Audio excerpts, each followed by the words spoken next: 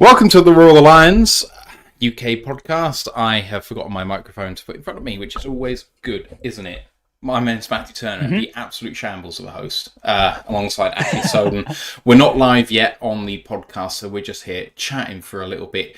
10:15 at night on a Friday evening, just after New Year's. If you've not seen a show since the turn of the new year, hope you had a great New Year's. Hello to everyone on the chat. Come say hi. And we'll chat for a little bit. Mark's in the building saying the hype for this game is ratcheting up, having fun with it all. What a season it has been. Ash, how you doing, mate? Doing good. Just still struggling without the internet. My phone is currently acting as my internet, so this is going to be fun if that decides to cut itself out. Oh my god! Yeah. What happened? Don't you remember when we was doing the review? Have you not had it back since? I have not had it back since. What the hell? I didn't. I just presumed that it was just a minor blip and then it came back. Nope. I'm amazed that your phone is doing this good a job.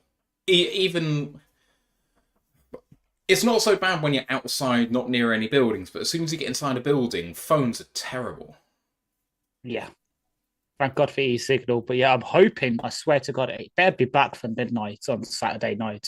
Sunday night, I mean, because otherwise I'm going to be very upset. I need some stable internet for that. Yeah, right. Daniel G's in the chat saying, get it together, Matty, lol. Anyone else throwing up yet due to stress? I'm not throwing up yet due to stress, but if I have enough of these, I probably will be. I've got Monday morning off. I don't have to work until about 1 o'clock, so that's going to be nice. I've started taking half days instead of full days to recover, so that's probably not so bad, but...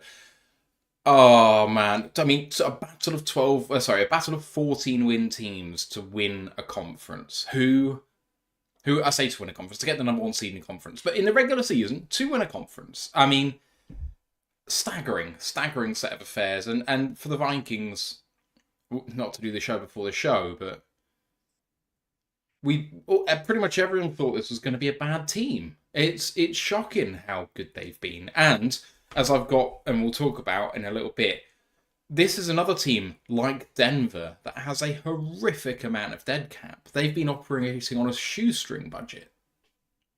Yeah, and they've really done it. It's well. So kind of we can both pat ourselves on the back in a way with this, because obviously you were very high in the Sam Darnold signing, and that's kind of come to fruition. He's been pretty damn good.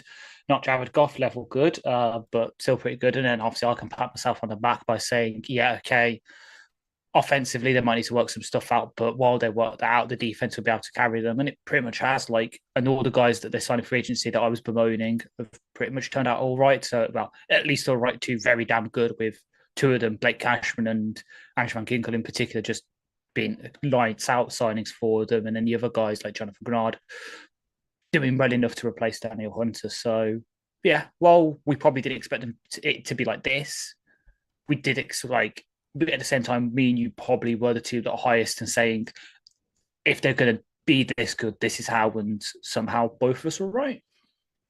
I just remember being maybe, and this just tells you how foolish I am, maybe one of the few people who said, I think Sam Darnold is a really good signing for the Vikings. And I'm not taking a victory lap. I hate being right in that regard, but the thing about Darnold is he was always put into absolute crap situations, and then everyone was very willing to bury him. I mean, he never showed the highs that Baker had shown, but he's been on a similar sort of career arc. In fact, he hadn't had what Baker had had in terms of the offensive line in his career, so maybe you can say they're almost similar, but what he was at the Jets, I mean, they were woeful. They have been woeful for a long time. Then in Carolina, I mean, can you get a worse situation? And then to be back up in San Francisco. Yeah, I mean... Sorry. Go on.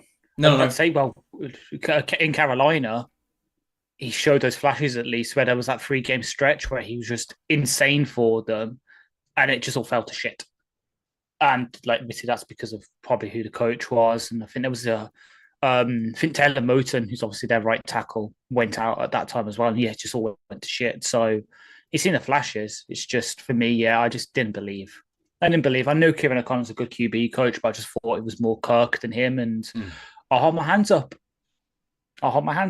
Kevin O'Connell has done pretty damn good with Darnold this year, and it'd be interesting to see how they handle the situation, especially since there's another Lake team supposedly on the lookout for a veteran QB with starter level talents. So if Minnesota take the gamble for the long term, another team close to us will probably snatch up Darnold. What do you mean by that? Cleveland supposedly, it's come out yesterday that they are looking for a veteran with starter level talent, in inverted commas, that's the actual quote, to then have a camp battle with Winston next year. I cannot see Cleveland having the cap space to get him. I'm sorry, I didn't realise they had $40 million a year to spend. At least. That's fair. I mean, realistically, what's Darnold going to get after the season's done? On the low end. I think $40 million to start. That was 3 years, 105, right? No, more than that. I'm looking it up now. But I think for me, instantly in my mind, it's the Geno contract is the sort of starting point. Active contracts. Actually, you know what? We're doing all this. Spot Track have their market value thing, don't they? Mm-hmm.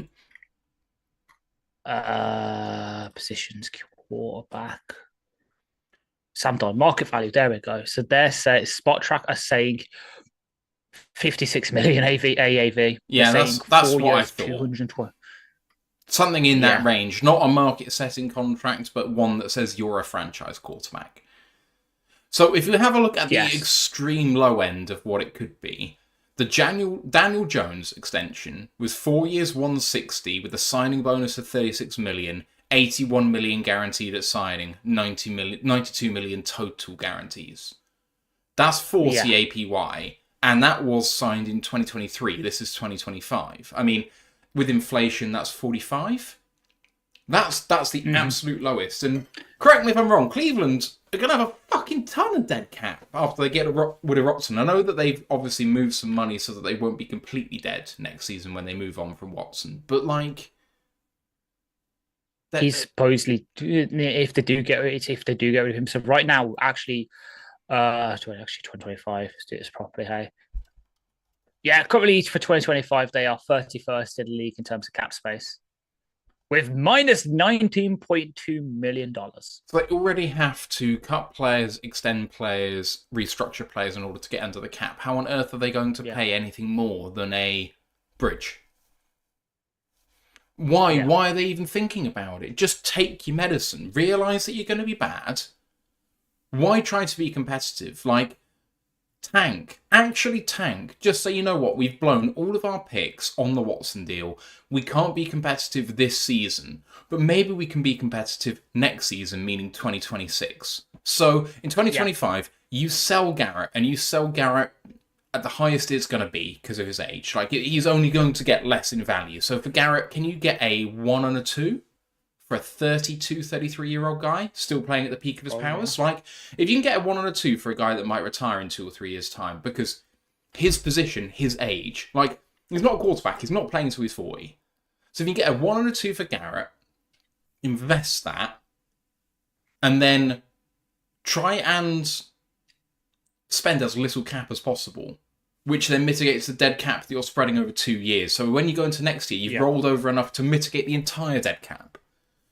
And then in 2026, when you have been bad and maybe you have the number 1 overall pick and you've had 2 first-round picks this year, that you're going in with 3 first-round picks in 2 years, including a number 1 overall pick, and you can instantly be competitive. And I know it's a hard sell to say to a fan base, we're getting rid of Miles and we're going to be crap next year. But do you want to be crap for 3 years, hold on to Garrett and not be able to replenish the roster? Like, what are we even doing here? That the decision on Watson was so bad that they have to eat some serious crow, and if they don't, they're extending their pain. Yeah. It pisses me off that the mismanagement is this bad. Well, what do you expect from a franchise whose owner is now trying to move him out of the city, despite knowing it will make the fan base want to, like, you know, string him up? I mean, how many times have they moved out of Cleveland? They shut down the team in 1996. They completely shut down the Browns, didn't they? And then the team moved to Baltimore and rebranded, I think. And then Cleveland. That was because the Baltimore Colts became the Indianapolis Colts. So that moved, and then so the Browns shut down for 2 seasons, and then the franchise was bought by the Ravens, and then Cleveland started up again and got the name back, but it's not the same franchise, and that was in 99 or 2000. So they were literally shut down for 3 or 4 seasons, and it was so bad for Cleveland. They literally brought the team back. Like, you need to learn from your mistakes. Like, the Raiders are the worst for this. How many times are you going to try LA? And just all of those teams that kind of cycle around California, South California, North California, and then Nevada. Oh, we'll just go on a 10-year rotation and force the state to spend millions of dollars in tax revenue trying to get these teams here for fans to not turn up. What's the point? Mm-hmm. This was not meant to be a rant about the state of the NFL at large, but it's so badly managed at times. It's making money hand over fist for good franchises who can compete and make money. And then for the ones that can't, I mean, it's not like baseball. We're not the Oakland A's here, but, you know, no team is that bad. But it just feels a bit pointless for the teams that are just perennially shit. Yeah. As we have been for such a long time. How refreshing it is to be in this position. Ant has told us to get on with it because he's only halfway through his meal. So, shall we? Yeah. Okay. Give me 2 seconds. Oh, oh, oh. We are. Mm-hmm.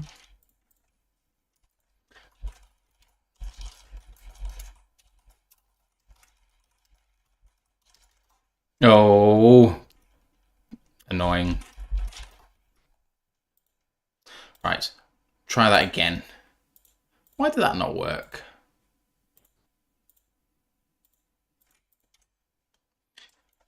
That doesn't make sense. Why can't I invite people to this?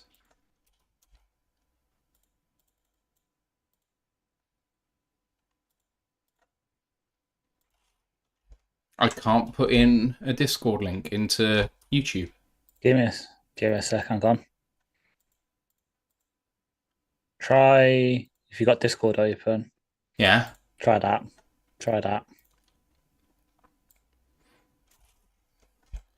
Should work.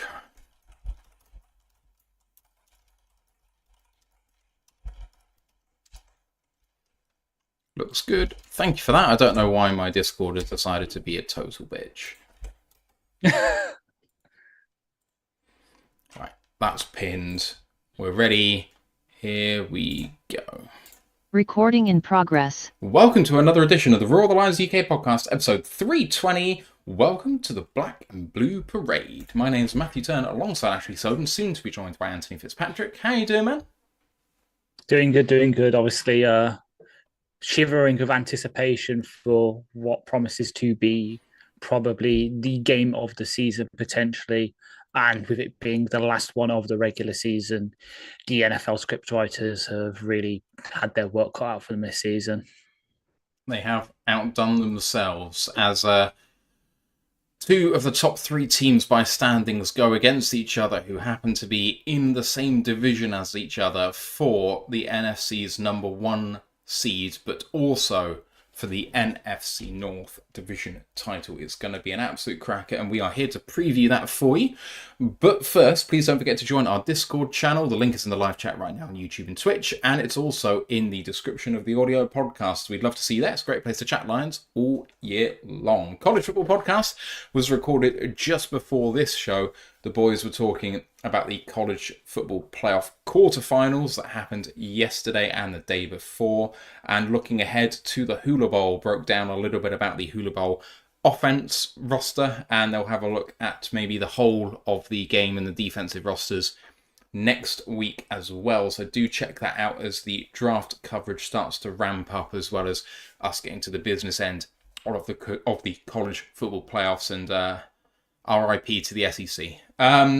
Please do like this episode, sub to the podcast. You guys know what to do in that regard. It really helps us out on the road to 2,000 subs on YouTube now. It's going to be very, very sweet when we hit that. So thank you in advance. If you haven't already, it'd be fantastic. Please do like and follow as well. Lions Nation Unite is home and Moors project to bring the best in Lions content creators together, and is especially active with the guys over there, making guest appearances on many of their shows. So if you like what he does, then go and check them out too. And we are, of course, Twitch affiliated, YouTube monetized, and there's a tip jar in the description on YouTube. If you're enjoying what you're listening to, then if you want to show some love that way, that would be absolutely fantastic. Right. Some Detroit news before we get into the preview, just a little bit, which is that we have waived Tom Kennedy, who has been the starting kick returner for the last couple of games, and I actually think he's borderline done pretty well. But he's been waived. I suspect he's probably going to re-sign to the practice squad because, let's face it, man ain't getting claimed. And the DB, Maurice Norris, has been re-signed to the practice squad after he was waived. Ash, no surprises here, really. Just doing the jiggery-pokery that we need to do in order to get the right people on the main roster at the right time and preserve the elevations. Exactly, yeah. Partly that, and also, especially with Kennedy being the one who sacrificed, perhaps hints to some potential activations of IR come tomorrow night when you have to announce your elevations and roster moves ready for Sunday games. So keep an eye on, if Leaf is active, and obviously we'll come on to the injury report in a second, and he is featured on there. So obviously with him being in, I think he's on day 11 of his 21-day window or something silly like that. So he is eligible to come off it, obviously, and come back, obviously, after suffering that foot injury. As for Maurice, yeah, it's just jiggery pokery again. As you said, we released him pretty much instantly after the game. Signs back to the practice squad. He's one of those guys that can trust to play slot corner, outside corner, safety, depending on what you need. But he's a practice squatter right now. So there he shall stay. All right, let's get into the preview. The Vikings are coming to Detroit.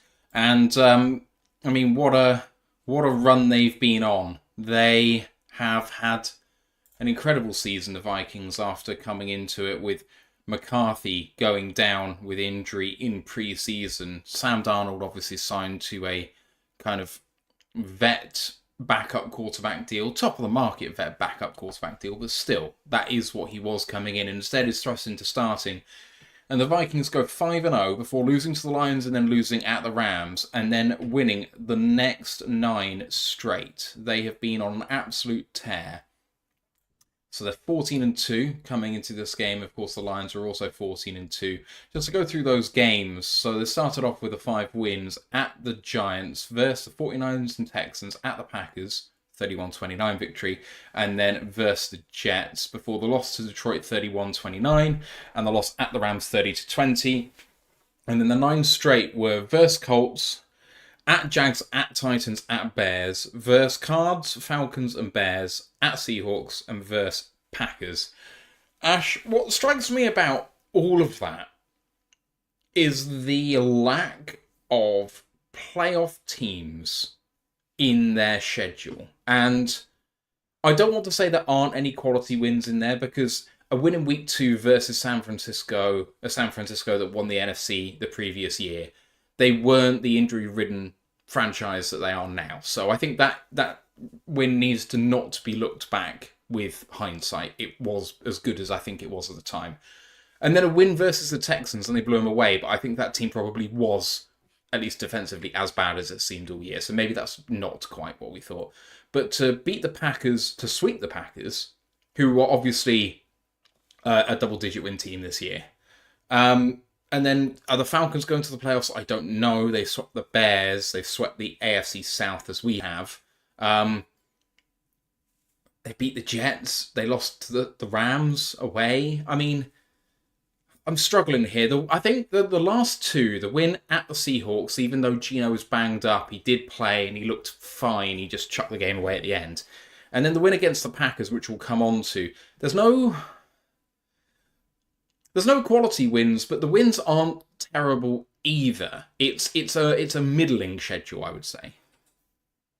Yeah, they certainly should get the same accusations that we've kind of had about our schedule, where we don't have a quote unquote like signature win, despite us playing basically those really seeing all those same teams. Obviously, the massive Stormer win against the Rams ourselves week 1, where they lost.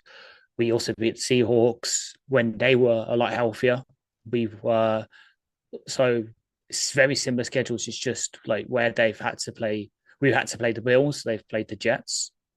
Much easier draw. So while they definitely deserve some credit for being 14-2, they haven't exactly walked a murderous path of teams either. They've had some quite easy games, and to be honest, in that 9-win stretch, the only ones that maybe they could have / should have lost is obviously Green Bay, Seattle, and arguably maybe the Cardinals, because that's when they weren't too bad either. Like all the other teams just aren't that good. Like I know obviously the Falcons started to deceive. They could win the NFC South, but that's just because that is just a clusterfucker division. Like you probably put an ACC team in there, they could probably beat it by the standards that they have in that division sometimes. So the other one that they could have lost potentially is away at Jacksonville. In that game, they only scored field goals, and Jacksonville were up 7-6 going into the fourth quarter. So, they have threatened poor losses. Yeah, 100%. And yet, considering their celebrations yesterday, you'd think they'd already won the Super Bowl. Sunday, you'd already think they'd won the Super Bowl. Like, I know obviously sometimes we need to take a step back and look, we haven't really, had a great win that will be the sort of cornerstone of this season in a way. At least it's from outside perspective. Obviously, inside we've got all the narratives of finally beating Seahawks, beating the Cowboys, and all this. Same can say for the Vikings. Like they don't really have a win to hang their hat on. So it just comes down to the fact that game for both teams will be Sunday. Whoever wins it will get that signature win, be like, okay, this is the one that we can hang our hat on for the season. And then the other team's going to be like, should have won that. And now we're the 5th seed and we're going to have to go and face probably the Rams, considering they're sitting basically everyone. Yeah, it's going to be interesting to see. So whoever loses this game will be the 5. Whoever wins this game will be the 1. And potentially importantly, because of the win last week, a tie clinches for Detroit at 14-2-1. So all important to remember that. If it comes to pass, then playing San Francisco as hard as we did was not for nothing. Looking at this game specifically, then Minnesota in the betting are plus 130. That means they're 13-10 in English money. Detroit minus 155 or 31-20 on. That means Detroit are 3-point favourites on the spread, with maybe the biggest over-under of the season so far. Both defences, the Lions defence is struggling, and the Vikings defence has struggled against Jared Goff. The over-under is 56 points, which is huge, and that's actually come down from 57 earlier in the week. Injury report-wise, the final ones are out for this week, given that we're recording a little bit later than normal. David Montgomery, the running back, and Emmanuel Mosley, the corner, are both out. Mosley, with that illness that he's been dealing with all week, has not practiced.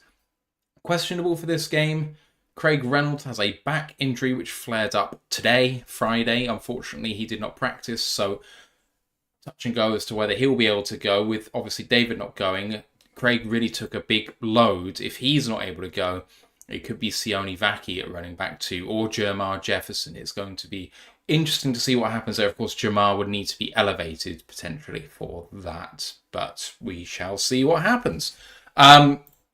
Otherwise questionable is Alex Anzalone, the linebacker, back in training for the first time. He's not been activated from IR yet. He, of course, has got his broken forearm. He's dealing with it, heavily strapped up, but he's logged 2 full practices on Thursday and Friday, as well as the designated limited in the walkthrough on Wednesday. And then Khalif Raymond, again, as we mentioned, not activated yet, but full practice all week. It looks likely that Khalif at least will be activated, given what you said earlier.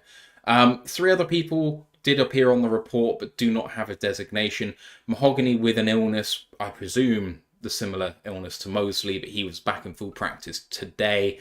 And then Jack Campbell, with his rib problem, was only limited on Wednesday, otherwise he was full practice. And similarly, Amik Robertson, who's been so good in the last month or so with his calf problem, again limited on Wednesday, but full practice Thursday, Friday, so they are a go for the game. For the Vikings, they've only ruled out one player, Patrick Jones II, the outside linebacker with his knee issue. It didn't look great against the Packers, and Kevin O'Connell expressed positivity about the fact that he could play in this game, but he's not practiced a week, he is out. Then, questionable for this game, backups, both. Camu Gruger-Hill, the outside linebacker with an illness, he's questionable, did not practice a week. And Fabian Moreau, the backup corner with a hip problem, he's been limited all week, but has practiced every day.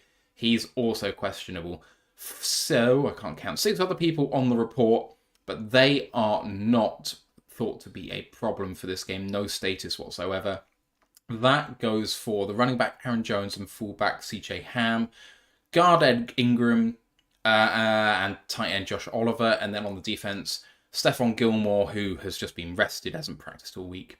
And safety Harrison Smith, again, not injury related, just resting their vets. But what's interesting, I guess, compared to the majority of teams, Ash, is that they've been resting their vets on a Friday, as opposed to a Wednesday. I don't know, just not normally the done thing, but anyway. Otherwise, both teams, as far as they go from the players who aren't coming back, for the players that are here, relatively healthy. Yeah, which, is a good thing because it means we don't have to deal with a bloody asterisk if we win, like we always seem to do on these games. Like, remember in the season when Hutch was on his team, it's like, oh yeah, but look, he's going up against second and third string right tackles all the time. It's like, you play who's in front of you.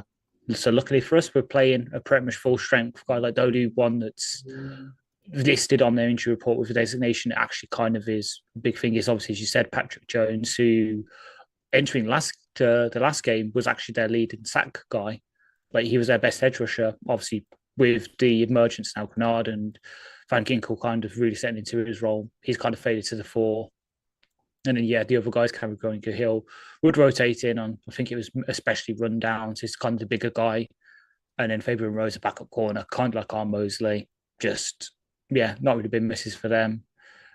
But hopefully Craig can go. Because as much as I love Arky, I think with the way that the Vikings defense is, you do kind of want that power runner. And Craig is definitely a lot more of that than Varkey is right now, especially since Varkey's obviously handful of snaps at running back compared to Craig at this point. And Craig obviously offers the blocking, which you kind of need, especially like if you want to do like another hook and ladder, combine like the hook and ladder with the play from Tampa last year, just get Craig just absolutely flattening a Viking while JMO runs it in for the score. That'd be great. I hope Khalif's back, because that just gives us that little edge on special teams, because their special teams unit isn't exactly the greatest. But also, please, if I need to, I will chop my own arm off, and you can surgically implant it to Alexander Loney to get him back, because as we've pointed out time and time again over the past couple of weeks, we need him back because it will just help things so much in our defense. So, please be active on Sunday, Alex. Pretty please. Yeah, it could be key to have him back. We'll talk about why in just a moment, but let's go through the rest of this. So on injured reserve for the Vikings, they have not a huge amount of players of any consequence, to be honest, apart from starting quarterback, the first round pick, JJ McCarthy. He has had 2 meniscus surgeries. The second one was just to reduce swelling after the first one. Apparently, according to some Vikings fans I was talking to, it was not expected to be a long-term issue, whereas I was fearing for his long-term future. Apparently not. He's going to be a go as soon as training camp comes round. So he will be back for next season. Starting left tackle and one of the best in the NFL, Christian Darrisaw. Every time I mention his name, I've got to remind everyone I'll take a massive L on him in the draft process. I thought he didn't look fucked at playing football. How wrong I was. He's one of the best. And then cornerback Mekhi Blackman, who was a kind of rotational corner, sometimes started, sometimes was on the bench, but he was a good all-round player. The other thing just to mention about this team is the dead cap situation, and I alluded to it potentially in the pre-show, potentially at the start of this, but regardless, Pre-show, yeah.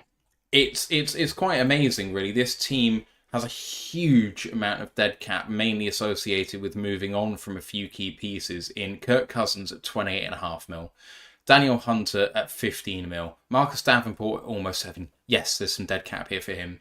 Lewis Seen at 5.4 mil, Dalvin Cook at 3.1, Dean Larry at 2.4, and Alexander Mattison 1.25. There's a lot of other names on this list as well. The sum total of it comes to almost $72 million. And then with the players that they've got on injury reserve, that accounts for almost $14 million as well. Along with $3 million for their practice squad, that amounts to almost $90 million of this team not playing. I realise our IR situation is even worse, but their total cap available is 255, and they are missing 90 of that. That's more than 1/3 of their total cap. The fact, Ash, that they have managed to have a 14-win season with 1 game to go is absolutely exceptional, and no matter what their schedule has been, they deserve credit all around from the top down, from the way they've run their operation. Forget how their fans have acted. That's not important really here. Their GM and their head coach deserve enormous credit. Yeah, they really do. Like, there's a reason that KOC is getting the Coach of the Year buzz, kind of like Stefanski did last year or the year before, whenever it was, where he beat out Dan for it. They both really do. Like, I know obviously we will predict, well, loads of people predicting they'll be the worst in the division this year. Being you were slightly higher on them, I guess. But yeah, as much as I like to rag on them, because they haven't really played a tough team, really, other than the division, they have done well. Kind of like we have, that's the thing. It's kind of like twin stories. It's just that we're the rising star in a way. They're the ones that have constantly been around. They're just trying to stay the course while handling all this. But they have done a really good job. Obviously, they could have done some things better, like internally disciplining your wide receiver too, but that would have hurt you even more, so I can see why they didn't. Yeah, they deserve credit, and as much as we like to rag on them, especially Quizzy for some of the trades he's done with us over the past couple of years in the draft, he has turned the ship around a bit this year, and maybe showing why they put so much faith in him when they hired him. Just to put it in context, obviously the Lions injured reserve has everyone's aware of it, shall we say. If you take the dead money from the Lions, the injured reserve and the practice squad, you get to about 90 million as well. So when you have a look at the money not playing for both teams, it's about the same. Now, our injured reserve contains Aiden Hutchinson, theirs contains Christian Darrisaw. Ours is obviously a bigger loss. However, losing your left tackle versus the star edge rusher is comparable.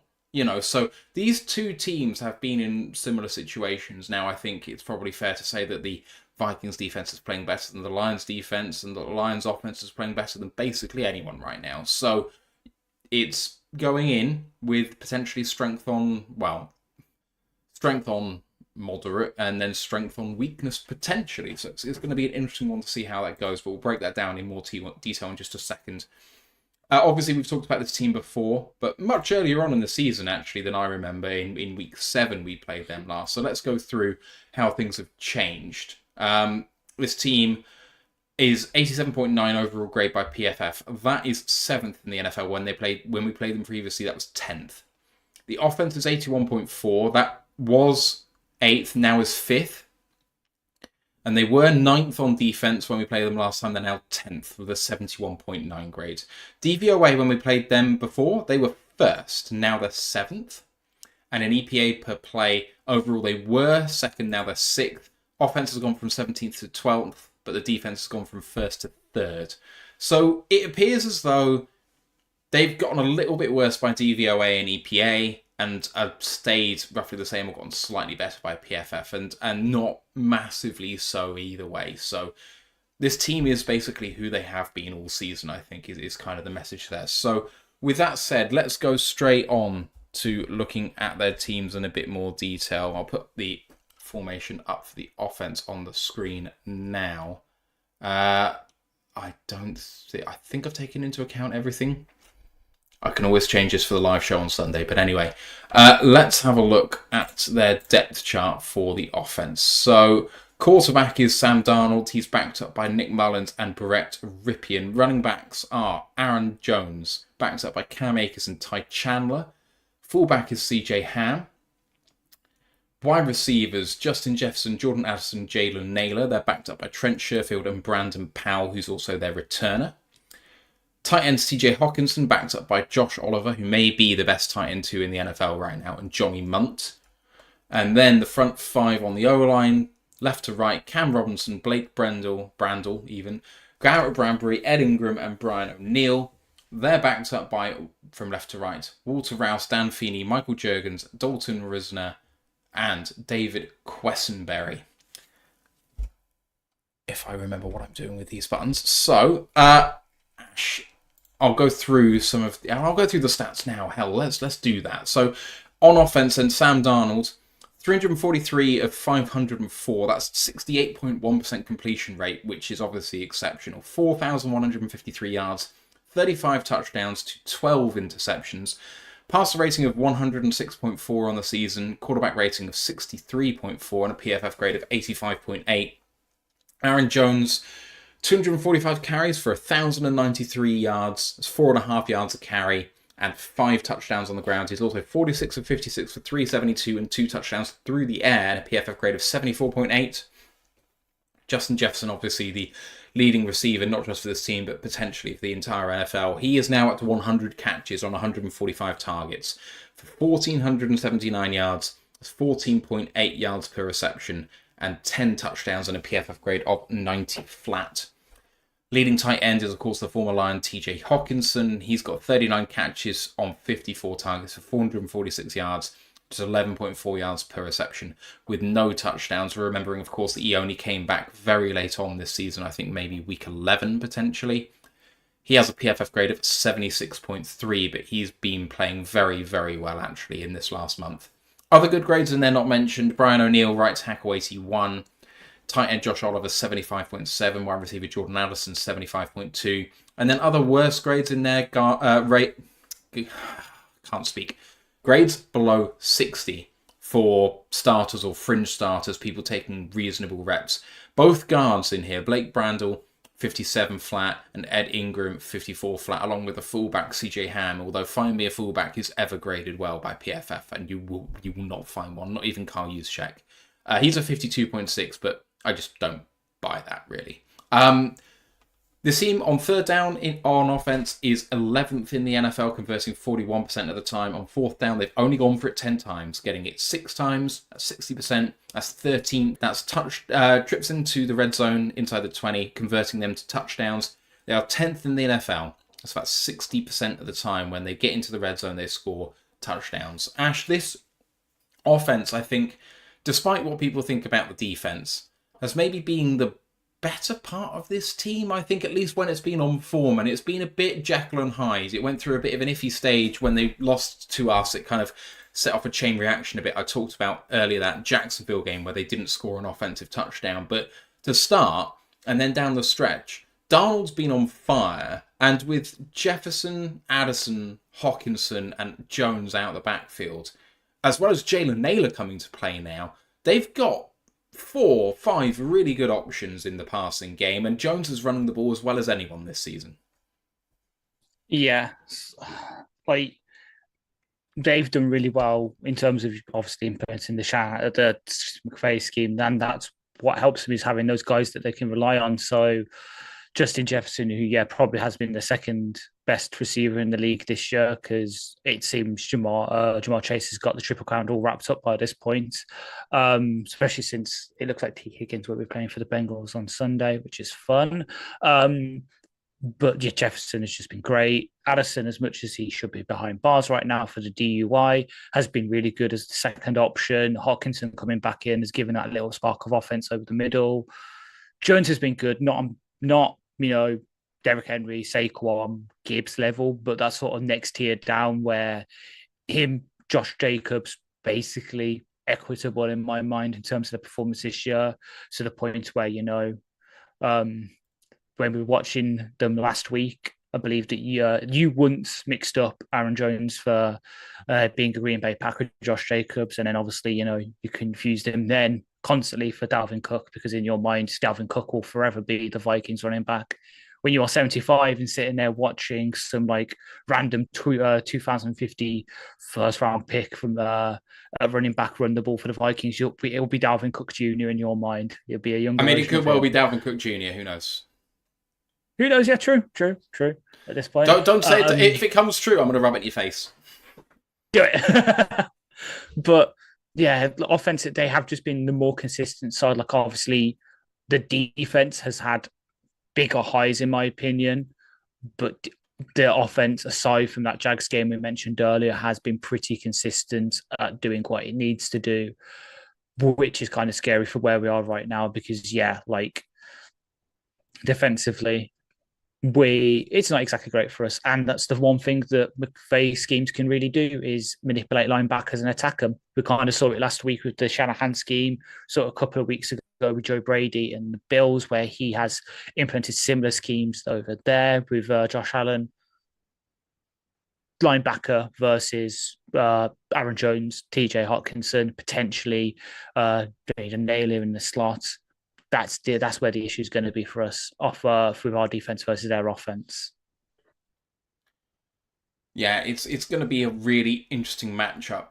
Let's briefly talk about the Packers game for the Vikings on offense. So Sam Darnold against the Packers went 33 of 43 for 377, 3 touchdowns and 1 pick. The team only had 69 yards on the ground. So the Packers, despite not being that aggressive up front, the Vikings didn't really get anything going particularly. Aaron Jones was a smidge under 4 yards a carry. But they really spread it out. I mean, those top 4 receivers I mentioned, Jefferson had 92, Naylor 81, Addison 69, Hawkinson 68. They really spread it out. And then Jones was next with 30 on 4 catches. They were just very, very efficient, and that led to them going out to a big lead early. So they were 13-3 up at the half, 20-3 up subsequently, and of course Green Bay make this massive comeback towards the end. But let's not forget that this Packers team was down by 17 points with 6 minutes 12 left on the clock. So it may say 2 points, and it may, have turned on an onside kick at the end of the game potentially. Not an onside kick, could have turned if they hadn't converted a third down near midfield. But the Vikings controlled the game and really kind of maybe went prevent a bit too early. We'll talk about defense in a bit. They got done what they needed to get done. The Packers really had no answer for them, despite having a reasonable defense. I won't say the Packers are setting the world alight on defense by any means, but they've gone from the worst defense in the league last year, maybe, to a mid-tier defense, and the Vikings just ripped them apart.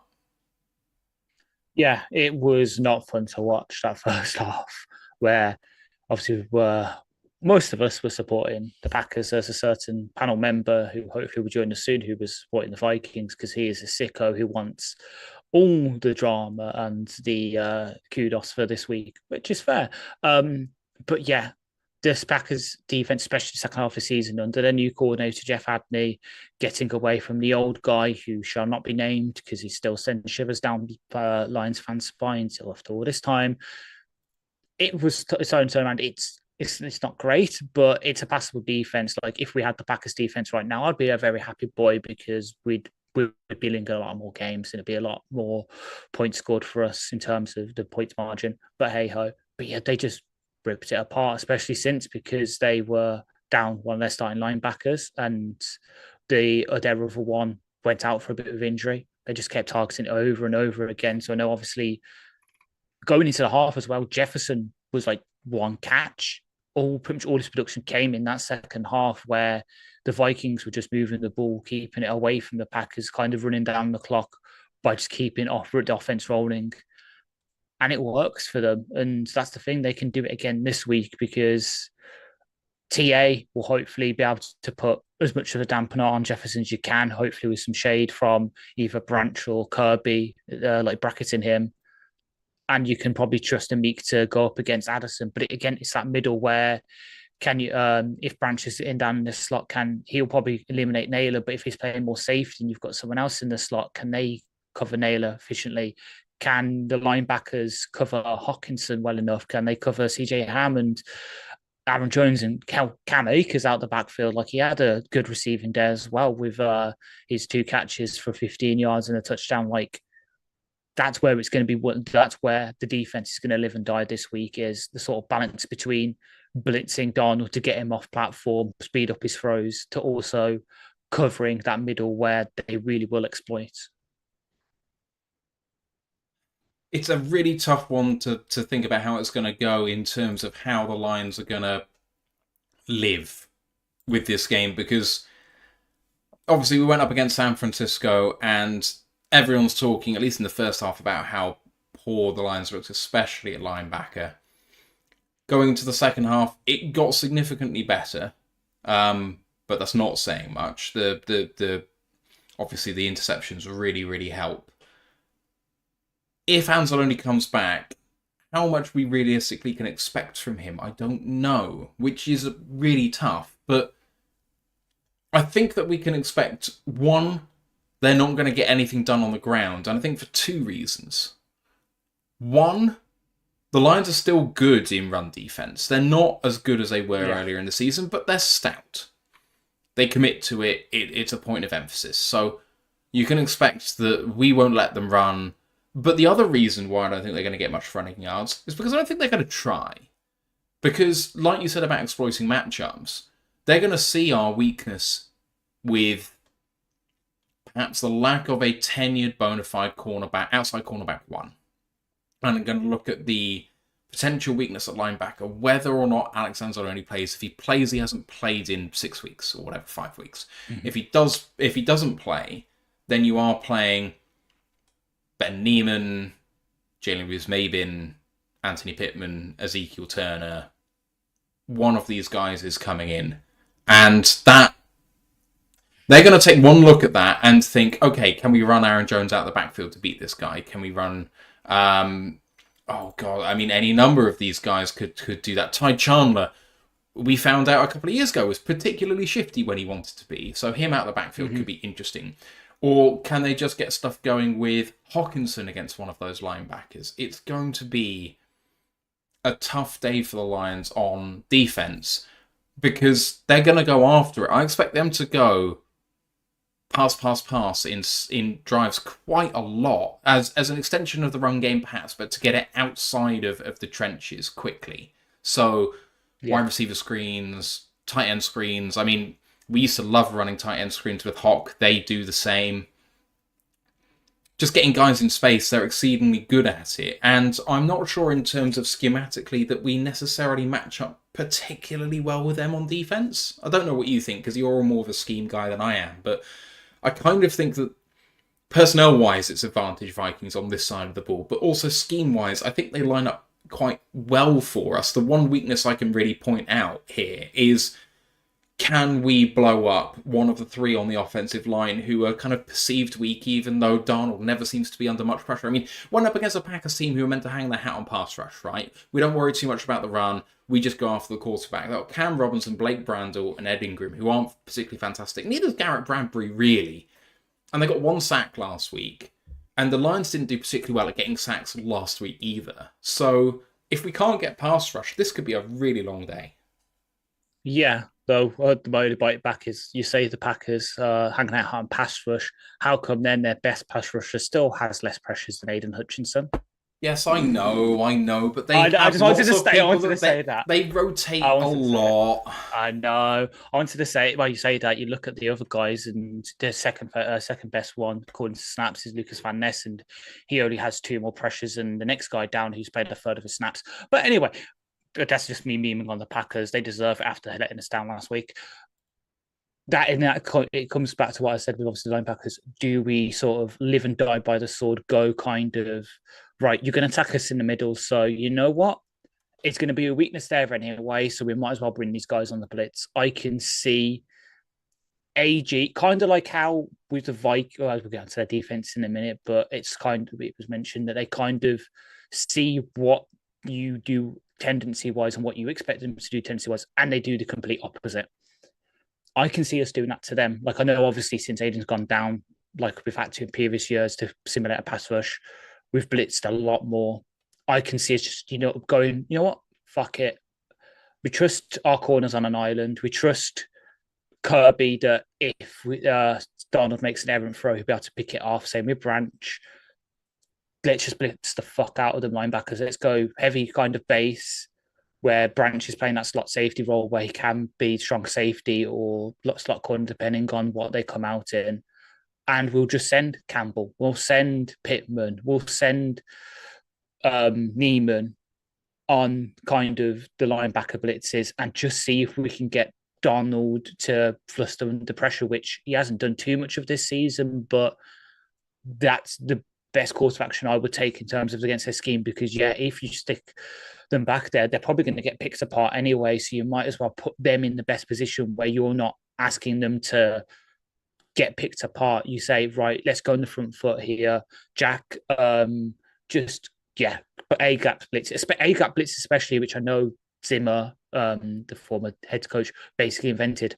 Use that kind of Vikings mold that they used to do with Anthony Barr, with Pittman and with Campbell, where, yeah, they're playing middle linebacker, but then you suddenly send them an A-gap blitz and Darnold suddenly has pressure in his face, which could force him to speed the process up, throw a deep ball to Jefferson that's a bit floated, and suddenly you have what happened with Purdy's first interception last week.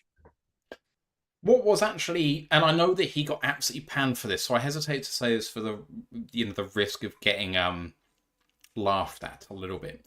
Jalen Reeves-Maybin did seem a little bit slow at times, having just been activated last week. However, he came on lots of A-gap blitzes, and it did end up flushing the quarterback out of the pocket quite a bit. He never got home, but he did enough to affect the quarterback quite a bit. Yeah. I think maybe two times, to my knowledge. Yep, you'd be 100% correct, which ties for second on the team in pressures behind Za'Darius. Like, you look, okay, Za'Darius got his 3, which is fair. But you look, the other guys who got it, obviously Branch with his sack and Curry from nickel blitz. But then it's, JRM, Trevor Nowaski getting the pressures. Campbell was also brought 7 times. So 1/7 of his passing down snaps, he was blitzed. Turner was 1 of 6. Ezekiel, obviously not you. So it'd be funny. Imagine that you get called up. Like, I keep joking, I'm probably next to be called up. Probably be you. They've already got your jersey ready. But yeah, we've kind of done it last week against Purdy in a similar kind of situation. Maybe the 49ers have got better weapons. No, the Vikings have got better weapons and maybe a better QB based on this season.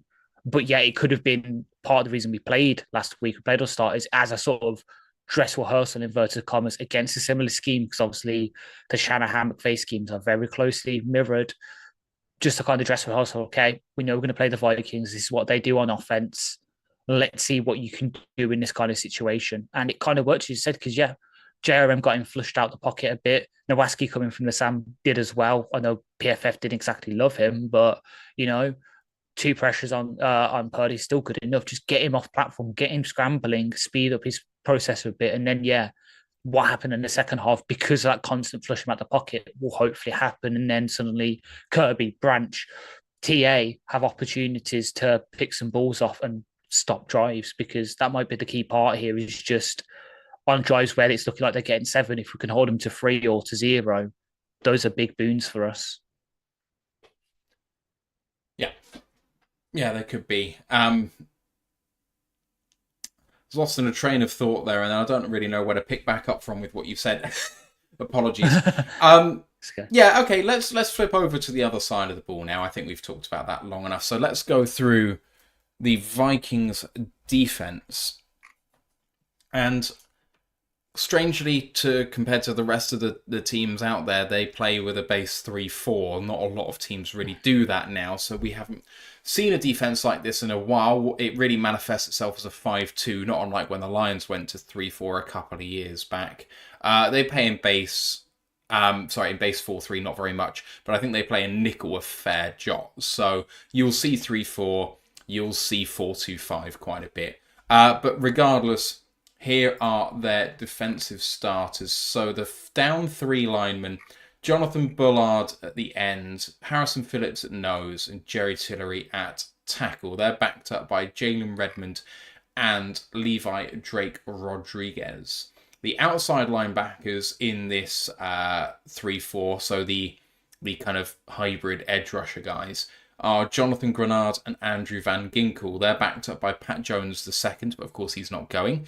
The first round draft pick Dallas Turner, Jihad Ward and Bo Richter. The inside linebackers, Blake Cashman and Ivan Pace, backed up by Brian Asamoah and Camu Gruger-Hill. Then the outside cornerbacks, Byron Murphy and Stephon Gilmore, backed up by Shaq Griffin and one of my former draft crushes, Dwight McLaughlin, in this past draft cycle. And then at the safety positions, Harrison Smith and Cam Bynum, backed up by Jay Ward and Theo Jackson. When they do want to bring in a nickel, it is Josh Metellus, who of course is a Swiss Army knife. He can play end in a 4-3 or a 3-4. He can play D-tackle if you want it to be. He can play inside and outside linebacker. He can play safety. I don't know whether he can play outside corner, but I don't see why not. He's a pretty special dude. He did it last season. I'm checking now, but I believe it's not too important. But he has at least one snap outside corner every game. Mad. All right, so he's a bit nuts. And actually, when you watch Josh Metellus, he really kind of gives you a sort of joy of watching the game, as much as I hate to say it about Vikings players generally, but he's just a fun to watch guy. To finish things off, talk about the special teams. The punter is Ryan Wright. The kicker, I mean, one of the sensations of the season, I would say. He's been injured through the middle point of it, so he's probably not going to win any awards, but Will Rijkaard, he's got a good leg on him, and he's been fantastic so far this season. Long snapper is Andrew Depaloa, and then the returners, punt returns Brandon Powell, kick returners Ty Chandler, backed up by Jalen Naylor and Cam Akers, respectively. Looking at their practice squad at the moment, Ambry Thomas, the former San Francisco corner, is on there. Daniel Jones, of course, the quarterback formerly of the Giants. The other one to maybe mention is Gabriel Murphy, who's a rookie, but he was quite highly regarded in the draft process and then subsequently fell a bit later on during that, out of the draft, I think, altogether. But that's their defensive, depth chart. Talking stats-wise, nose tackle Harrison Phillips, 4 passes defended, a forced fumble and fumble recovery, 2 sacks, 50 tackles, 2 TFLs, 5 quarterback hits, and a PFF grade of 60. The outside linebacker, I should say, for Blake Cashman, because he plays inside, even though he's listed as outside. 1 fumble recovery, 4.5 sacks, 104 tackles, 8 TFLs, 10 quarterback hits, and a PFF grade of 73.2. The outside linebackers, the tandem have been fantastic. Jonathan Grenard, 3 passes defended, 4 forced fumbles, 11 sacks, 54 tackles, 16 TFLs, 20 quarterback hits, and a PFF grade of 79.6. And Andrew Van Ginkel's putting together a Depoy-like season, although the stats are not dissimilar to Jonathan Grenard, to be honest, but he does have 2 interceptions to add to it. 5 passes defended as well, a forced fumble, 11.5 sacks, 72 tackles, 17 TFLs, 19 quarterback hits, and a PFF grade of 72. Leading corner is Byron Murphy. 6 interceptions, 14 passes defended, a forced fumble, 74 tackles, 5 TFLs, and a PFF grade of 73.8. And the leading safety is Cameron Bynum.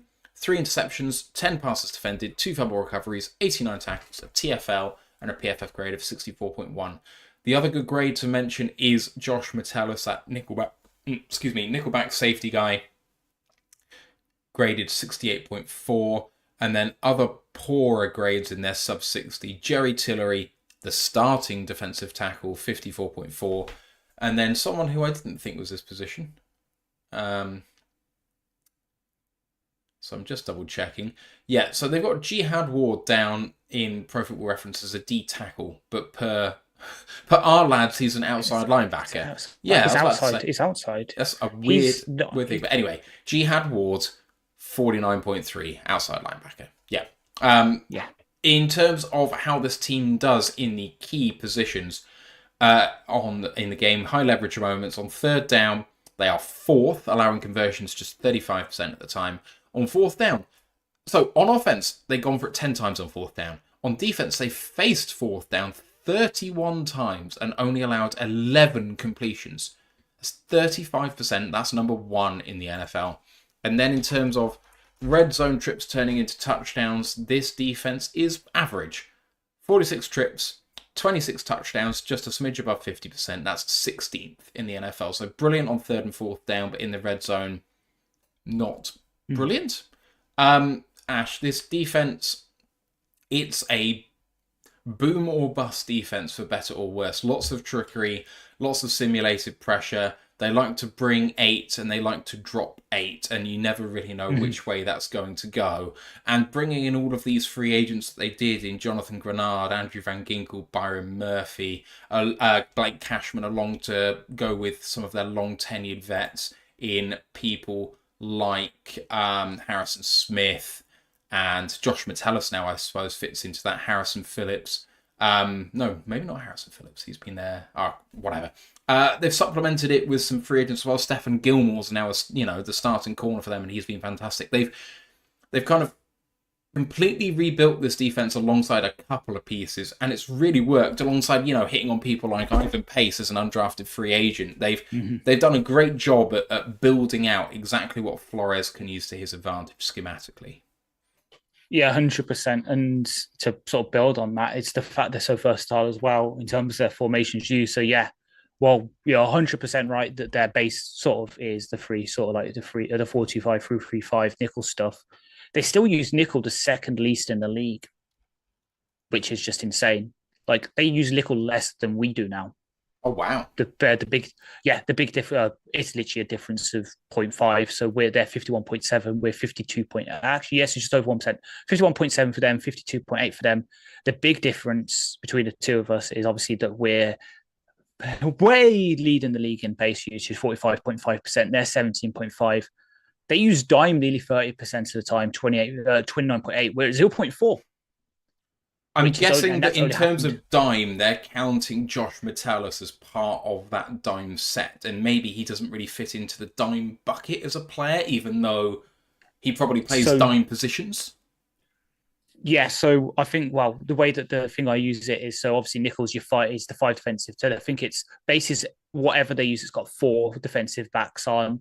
Nichols 5, dime is 6, and other is anything that has less, I think, or more. So obviously like dollar and stuff.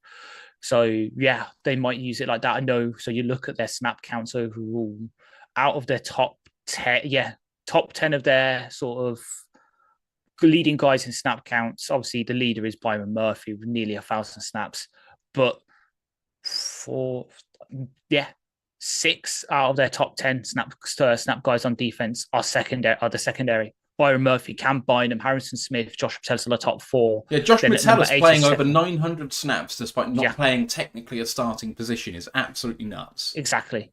And then Stephen Gilmore, Shaquille Griffin, the other 2 with Harrison Phillips, Blake Cashman, Jonathan Grenard, and Greenkill being the ones in there that are not secondary. The fact that there's able to be so versatile in the secondary helps them, obviously.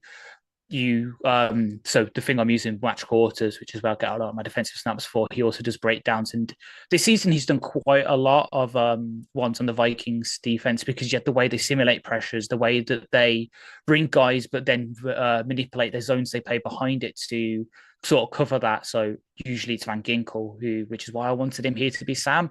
Fortunately, they got him. He's gone back home with inverted commas to Brian Flores, and you can see why he's done that. Like, he's just so good. Like, his only weakness is his missed tackle rate. Like, he's missed nearly 20% of his tackles, which ain't exactly great.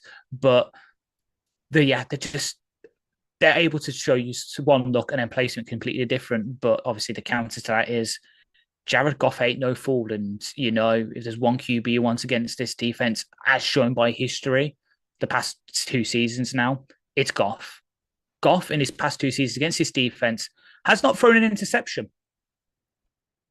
That says it all. Like, yeah, they can do whatever they want. They can show all this. So long as the offensive line holds up against them, which I have faith we can do now that Glasgow had a bounce back game last week, Goff should have the extra half second he might need to diagnose something, as well as, having the smartest center in the league in Frank Ragnar. He'll help him in front of him. Like, suppose it came out today that they both test each other, where they show each other defensive formations, like, oh yeah, who's blitzing here? Which I'm 100% there for, that kind of friendly banter. But Goff will be able to, hopefully, vertical commas, obviously I don't want to jinx anything, but given what we've seen before of Goff against this defense, with these kind of weapons that we have, obviously minus Monty, Goff will be able to pick apart their zone coverage. And then, one wrinkle they've added recently is on third down, so playing a lot more man coverage. Oh, wait, Jared Goff's the leading QB this year again on EPA versus man coverage. Basically, Vikings defense, I love it to pieces. It shouldn't, but I do. Brian Flores is a genius in a way, but Goff has their number, and he will do, because no matter what they show him, he will have the answer, be it, oh, yeah, you're bringing Andrew Van Ginkel on the blitz. Well, Sam Laporta's going there. Oh, wait, now Sam Laporta's finally hitting that stride from last year, so there's a 15-yard gain. Oh, you're trying to be attacking and get to the ball carrier. Hook and ladder, motherfuckers. Like, we've got whatever they ask us, we're going to have the answers to, I think, based on what we've seen before.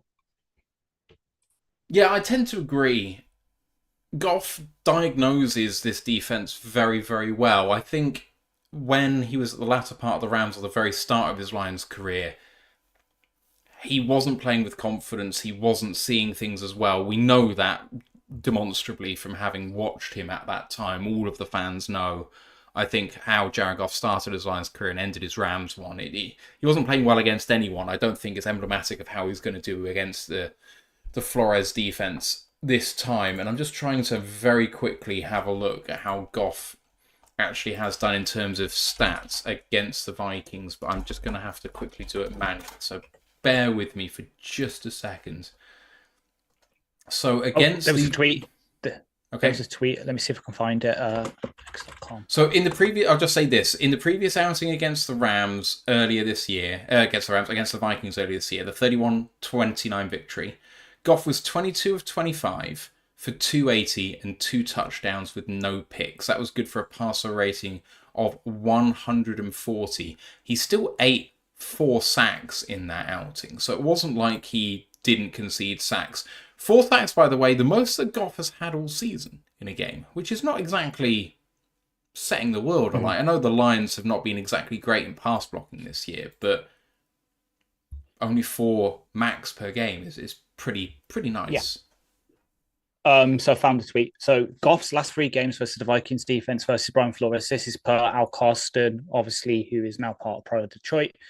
Goff is 75 and 97 passing wise, which is 77.3% completion rate for 857 passing yards, so 8.8 yards an attempt, 5 passing touchdowns and a rushing touchdown, no interceptions, 120.5 passer rating, 44 passing first downs, so 14.67 per game, so it's round up to 15, and a 57.3% success rate throwing the ball. Those are really damn good numbers. Like, maybe the yards per attempt can come up, but at the same time, does it really need to? If it's what's working is what I think Goff is doing, which is, as I said, with the Laporta thing, he's spotting where the blitz is coming from, and he's using that old adage of replacing man with ball. It's working, and that, and also fun little fact, because I know it's kind of moving on to maybe looking at their run defense. Can you guess what the longest rush? Well, who has the longest rush that the Brian Flores Vikings defense has given up? So in 33 games, I don't know. It's Jameer's 45-yard rushing touchdown against them week 7. He has the longest, second longest, and 5th longest rushing touchdowns the Vikings have allowed under Flores. He's 45, he's 14, and his 8-yarder. The fact that there's that massive gap, again, Gibbs. I know, obviously, I say we're going to miss Monty, kind of running up the middle against them, but Gibbs also has their number, surprisingly. Just to finish off on Goff, so he's 6-3 against the Vikings, including the Rams part of his career. 69% completion rate, 17 touchdowns, 3 interceptions, passer rating 107. 16 sacks in 9 games. Obviously, some portion of that, they didn't have their current defensive coordinator. But when you take all of that into account and know that the better part of that has been recent, I mean, he, in the last 4 games against the Vikings, which is his Detroit career, has not thrown an interception. 8 touchdowns in that stretch. 1 passer rating was 99.7. The rest of them have been above 120. Goff should have the answers, and it's up to that offensive line to protect him, to give him time to give the answers. But yeah, turning to their rushing defense, in particular, because obviously the Lions want to hang their hat on rush offense. Their rushing defense by EPA is first in the NFL, and it's not particularly close. Oh, no, okay, the Eagles are just behind them, sorry. But they're so good up front. Like, they really do pressurize you. They bring lots of blitzes because you don't know where the pressure is coming from. It makes the blocking assignments a bit harder for the offensive line to diagnose. We did mention that maybe they've not gone up against the best teams in the NFL so far this season, so maybe that is embellished a little bit by that. And obviously you mentioned the Gibbs rushing touchdown there. The Lions have turned up their rushing a little bit in the last game or two, I think, but I'm speaking without thinking. So let's just double check what the Lions have done on the ground, shall we, in recent weeks. So the Lions in rushing offense have gone for 152 and 146 in the last two games against the 49ers and the Bears, respectively, who, I mean, the 49ers have been awful in rush defense and that kind of continued, but the Bears have not been terrible. They only got 48 against the Bills, the Lions, but of course they had to abandon that early. The Bills game with 48 yards was the only time this season the Lions have gone under 111 rushing yards in a game. So this is really strength on strength. I mean, the Vikings in particular, like I say, are so good in rush defense, and on a game-by-game basis on rush defense, they've only allowed 100 yards in rushing yards 1, 2, 3, 4, 5, 6, 7 times. So 9 times they haven't. When you think about the fact that the Lions have done it in all games but one, that's exceptional, including 3 games where they've allowed less than 40 yards on the ground against the Texans, Jets, and Titans, respectively. And then against 59 against Seattle 2 weeks ago. You know, this Seattle team who has a double-headed monster at running back, obviously I think Walker was a no-go there, but Charbonnet was coming off a really good game the week before where I think he had over 100 yards on the ground, rolled into this game against the Vikings and was basically non-existent. Walker went in this game. Oh, God, memory is going. Anyway, regardless. So was it... Charbonnet had an exceptional game when Walker was out with injury, and then... that was the week before, and then that week against the Vikings, he went 1 carry for -1 yards. That was and then, yes, and they had someone else at running back too. So bizarre. Kenny McIntosh, yeah, exactly. Yeah. And then we were running him more, and everyone was like, what the fuck are you doing? But like Ken Walker should be very, very good. And I know that Seattle offensive line's not fantastic, but they still managed to run the ball quite well. So my point here is that maybe could decide the entire game. Lions want to run the ball. Vikings hang their hat on stopping the run. That's going to decide whether the Lions can control the clock or not. If they can't, this is going to be a shootout, and God knows what happens in that circumstance. Yeah, exactly. But the good news is, again, Gibbs, as I just pointed out a few minutes ago, seemingly has their number. And then Craig, if he goes, Jamar, if he goes, Jamar, if he's called up, they'll be expecting probably will be, especially with the Craig injury now. And then Vark, if we need him, they have got enough. Maybe Vark is obviously the wild card, but you can trust Jamar and Craig enough to do the power stuff and do a bit of the outside stuff. But same with Gibbs, like if they show you one look, then you know how to attack it. So let's say, I don't know, Ginkle is doing his thing and he's wandering around Sultan. We saw last week that Goff is able to read defenses and put us in the right place. Obviously, he did it last week where we had that play where Amarov's in the backfield, Gibbs was split out right, and they swap over. And it's a 30-yard touchdown to Gibbs. Like, rushing the ball, we are going to commit to it, I think. I think they're going to come with the mindset of, as you said, eliminate the run, turn it into a shootout, because the likelihood is if it does turn into a shootout, their chances of winning increases. But we're going to come with the idea of maybe, right, control the clock, force them to load up the box, then hit them deep, because, Vikings fans obviously forget, we won't. Who did JMO score his first ever touchdown against? Yes. And his first ever catch. Yeah, and I mean, if you want to talk about how we've had their number, the Lions' first win in this regime was against the Vikings when we were 0-10-1. Exactly. So, yes, but how far back do we want to go and still be relevant as well? True, I know, yeah. So I was just bringing up the game thing because I think that's going to be the game plan is, I would say not spoil my own article, but because of my internet issues, there will be no article this week. Spoiler alert. Sorry. But that's going to be the game. As I was saying, is control the clock and then hit them deep with a play action, because you can tell that Flores will want to try and stop our attendances, which will mean that Metellus and Smith will be like more in the box, leaving Bynum deep, and Bynum as a former corner has got some coverage skills, but he's not the fastest guy. So imagine if you somehow get JMO lined up against Stefan Gilmore on the outside with Bynum single high. I'm sending JMO on post routes, go routes, stop and goes, as I can to exploit that while using play action, because that could be the X factor. If it does turn to a shootout, JMO will be the X factor for us there. Absolutely. I mean, if you get him in man coverage, shallow crosses are going to be the thing which really hurt Gilmore. But otherwise, you know that thing where, like, receivers are not great at route running, so you just teach them a couple. And especially if they have speed, you teach them a hitch and you teach them a go. Well, if you're going up against Gilmore, we know that actually JMO is very adept at being able to stop on a dime now. He's improved massively in that respect. So comebacks and then hitches as well as goes. Just have those in your bag along with a shallow cross against man. And I think that you're going to be laughing. But, I mean, if you've got Gilmore against him, then on the other side, you're going to have their best corner in Byron Murphy, who's been good, very good at sometimes, aggressive. He's been boom or bust, though, and he's made some big errors in some big moments, but he's also made some spectacular plays in big moments, too. He'll be going up against Amon Ra, or maybe he might be Tim Patrick. So,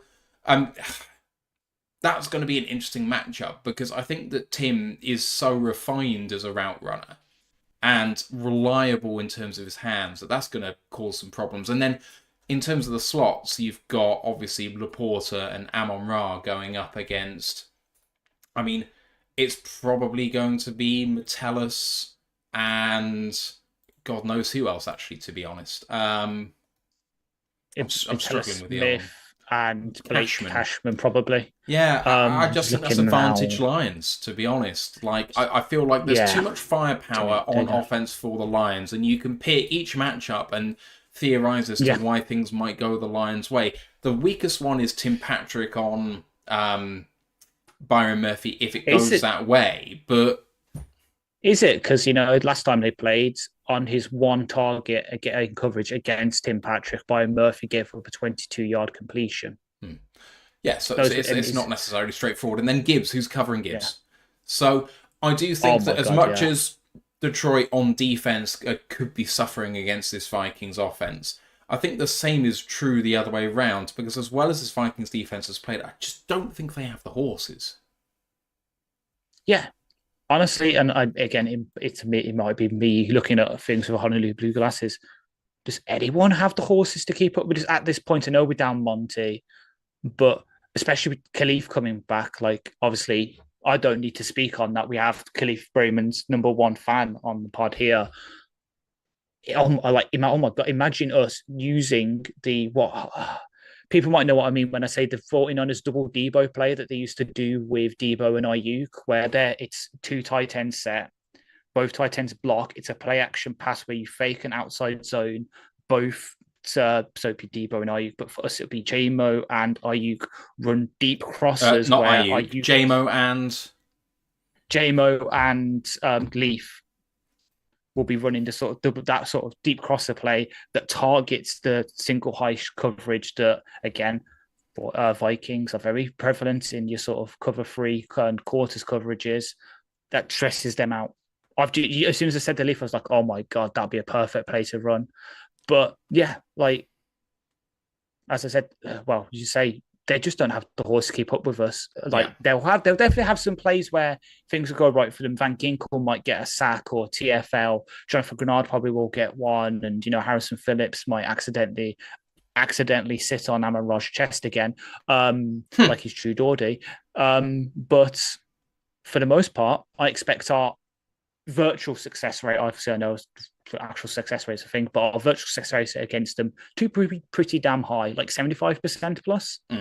Just having a look at how the Vikings defense did against the Packers, obviously the Vikings got out to a big lead and the Packers were still able to get stuff done on the ground. They had over 100 yards rushing on the day, so one of the few times the Vikings have given up 100 yards with 104. Jacobs was a smidge above 4 yards a carry. Emmanuel Wilson was 6 for 29. Both had touchdowns on the ground. The really, big thing for the Packers was just that Jordan Love didn't play particularly well, and that really helped the Vikings. Now, Love 3 sacks, but he just didn't really seem like himself. So I don't know whether it's easy to read into what happened here, but one of the big themes out of the game was the Packers head coach coming in and saying, we just didn't expect them to play this much man, because historically this season the Vikings have played a lot of zone coverage. Now, the opening theory behind the Vikings defense is that they actually do want to play a lot of man coverage. But this season and last season, they hadn't played man coverage because they hadn't got the horses. Obviously, as I talked about the fact that they've restocked this defensive roster, being able to play man has been in their arsenal. I think that Eric Schlitt has talked about the fact that they could have done this and they've just kind of left it in the holster a little bit. They flicked it on against the Packers and it seemed to really give them problems. So he talks about Jared Goff and about how he's been the best quarterback against man coverage by far in the NFL this season. Well, does this mean potentially that we're expecting... I know I flipped over to the other side of the ball now, but it's just a thought that's occurred to me. Are we expecting the Vikings to play a heavy dose of zone here to try and mitigate the fact that the Lions are just so good against man? But we're also pretty damn good against zone as well. That's the issue for them. It's let me see if I like again. It'll probably be. I'll have to find an X while I talk. But it's just one of them where either way, they're damned if they do, damned if they don't. Because Jared is one of the best versus man coverage has been great. But again, it's Cody Alexander who is one of the big guys for sort of your offensive play scheming. It's him replying to a tweet by Doug Farrar about how Goff was able to blow apart their zone blitzes and saying, but there's almost committed to man coverage and that. Find the void. So obviously find the void, play the sporting man, this kind of thing. Either way, they're damned if they do, damned if they don't. But so look, and here we go, found a stat. So the Vikings now have utilized man coverage at 8th highest rate on third downs this season, while only doing so at the 8th lowest rate on early downs, which is but then in the terms of our side, Goff has completed 27 of 39 attempts on third down against man coverage this season for 369 yards and 6 touchdowns, while recording the highest passer rating in the NFL, 138.8. Like, what do? They play zone. We replace the man with the ball. They play man. J-Mo, Amon-Ra, who actually this year has had a very good improvement against man coverage. Like last year, he was the best against zone. Now he's also added man coverage to that. And then Gibbs on a Texas route against Blake Cashman. As much as I love Blake Cashman, that's his weakness, his coverage. He's a damn good blitzer and a run stuffer, but coverage is a bit weaker. We've got the horses either way. The only way the Vikings can feasibly win this is to become the very thing that they swore they would not. To become what they think Kirby Joseph is. And even then, we'll outgreet them. We've seen players play through stuff like Campbell playing through the rib thing this week, which supposedly, if you listen to Dr. Jim Liao, was a rib strain. That's painful, yet we still grit through. They're done for. If only it was so easy. Right. With all of that said, how do you think the game is going to go? What's your score prediction? I know people who listen to the Amara, the St. Brown podcast, I'm going to call it Amara one because I don't care about EQ. This week where they had the Evo one, I know obviously they had Jake Burt, the guy saying, oh yeah, take the under in this. I'm taking the over. Just because I can see, obviously our defense is not exactly great, but guys who keep saying, we have the answers for that. Whatever questions their defense poses us, we've always got the answers. I can see this turning into a pseudo shootout where it's high scoring, but it's a load of either against it was the Bears, wasn't it? Where the first half was just long drawn out drives, and the second half it's just splash plays. It's kind of like that where sometimes both teams will go on 10-minute drives, and then suddenly 5 minutes later it's 2 plays, 80-yard touchdown drives. Like, so I can see it going like that. But of course, when it comes to that, I just trust our guys so much more. So I can see us winning by covering the spread and winning in obviously taking the first overall seed. I'm going to say we win 38-28. Wow. Okay. Fair enough. I think this is going to be a really interesting game. Again, I quite like the over as well. It's set high, but just not high enough to me. I think that the Lions are going to score on offense. I think the Vikings are going to score on offense, and I think that they could. I think the Lions are going to buck the trend with the rush and actually be able to run the ball on Minnesota enough that they're going to hold things up a little bit. I don't see it going massively over the points number. So it's 56 at the moment, the over-under. I expect some sort of one-score game, very narrow, something like 30-28, 32-30, something in that respect. I think it's going to be super close. So let's see. It could come down to just a mistake here or there, who gives the ball away, whether that be a fumble or a pick, or whether it's just something particularly funky. We know how these things can go. Anyway, that's me. Guys in the chat, what do you think about the score prediction? Big Airy says each team scoring 27 seemed likely, ... I would tend to agree. Let's get on with talking about the rest of the week slate. It's going to be an interesting week, especially with incentives up for grabs, but also with teams resting starters or teams just potentially dead altogether. Ash, we're going to start with a game tomorrow, which is the Browns at the Ravens. The Ravens are 20-point favourites for this game. The Ravens need to win to lock up the AFC North. The Cleveland Browns are not playing Dorian Thompson-Robinson, are they? He might play later on in the game, but someone else is starting. They're doing a rotational thing. Yeah, they're doing the rotational thing again, aren't they? So it will be... God, I should remember this. Bailey Zappi. Bailey Zappi. Yeah. Will be the other guy. Why did I forget his name? But yeah, they're fucked. The Browns are fucked. Like, there's a reason why there's a 20-point spread. It's because the Ravens will be coming for blood. They want that to wrap up the division. And against the Browns, yeah, the Browns have still got some good pieces. Obviously, Miles Garrett's there. Grant Delpit's having a really good season, but can they keep up with Ravens? No, not when they've got that kind of motivation behind them. So I can just see the Ravens absolutely steamrolling the Browns. To put it bluntly, I can see Cleveland getting a Cleveland steamer. So for me, I'm taking the Ravens, but I'm taking the Browns with the points. As much as I think the Ravens could run away with this, I think 20 is just a lot. And you know what? Baltimore have turned it up a little bit on defense. They're still not a great defense for me. I think they're between 10 and 16 in this league, which is fine. But I think there's going to be enough about this Browns offense that they're going to get through with respectability. And I think that means that 20 points is just going to be a bit much. If this game... And I mean, both teams are going to be happy to just kind of play out a Ravens victory as long as the game is short and there's no injuries. If this game finishes 31-14, I'm not going to be surprised, really. Yeah. Next up is the Ravens at the Pittsburgh Steelers. Bengals at the Pittsburgh Steelers, I should say. The Bengals need to win to maintain their slim hopes of the postseason. They need to win and they need extra help. The Steelers have a slim chance of winning the AFC North, but they have to win and the Ravens have to lose. And of course, the Ravens are playing before this game. The result of all of this, given what the Ravens spread is that the Bengals are 2-point favourites for this game to keep their hopes alive going into Sunday. Ash, what do you think? As much as I love the Bengals, I don't see them doing it. T. Higgins might be out, and he honestly has been, for me, he has been the big reason why they've had this sort of resurgence. Him coming back from his injury, like, he's been on absolute tear. You look at his past few games since he's come back, and it's just numbers. So we're talking, let me just put it up. So yeah, ever since he's come, so the past couple of weeks, he has had 131 yards and 3 touchdowns last week. Before 58 yards and 1 touchdown, 88 yards and 1 touchdown.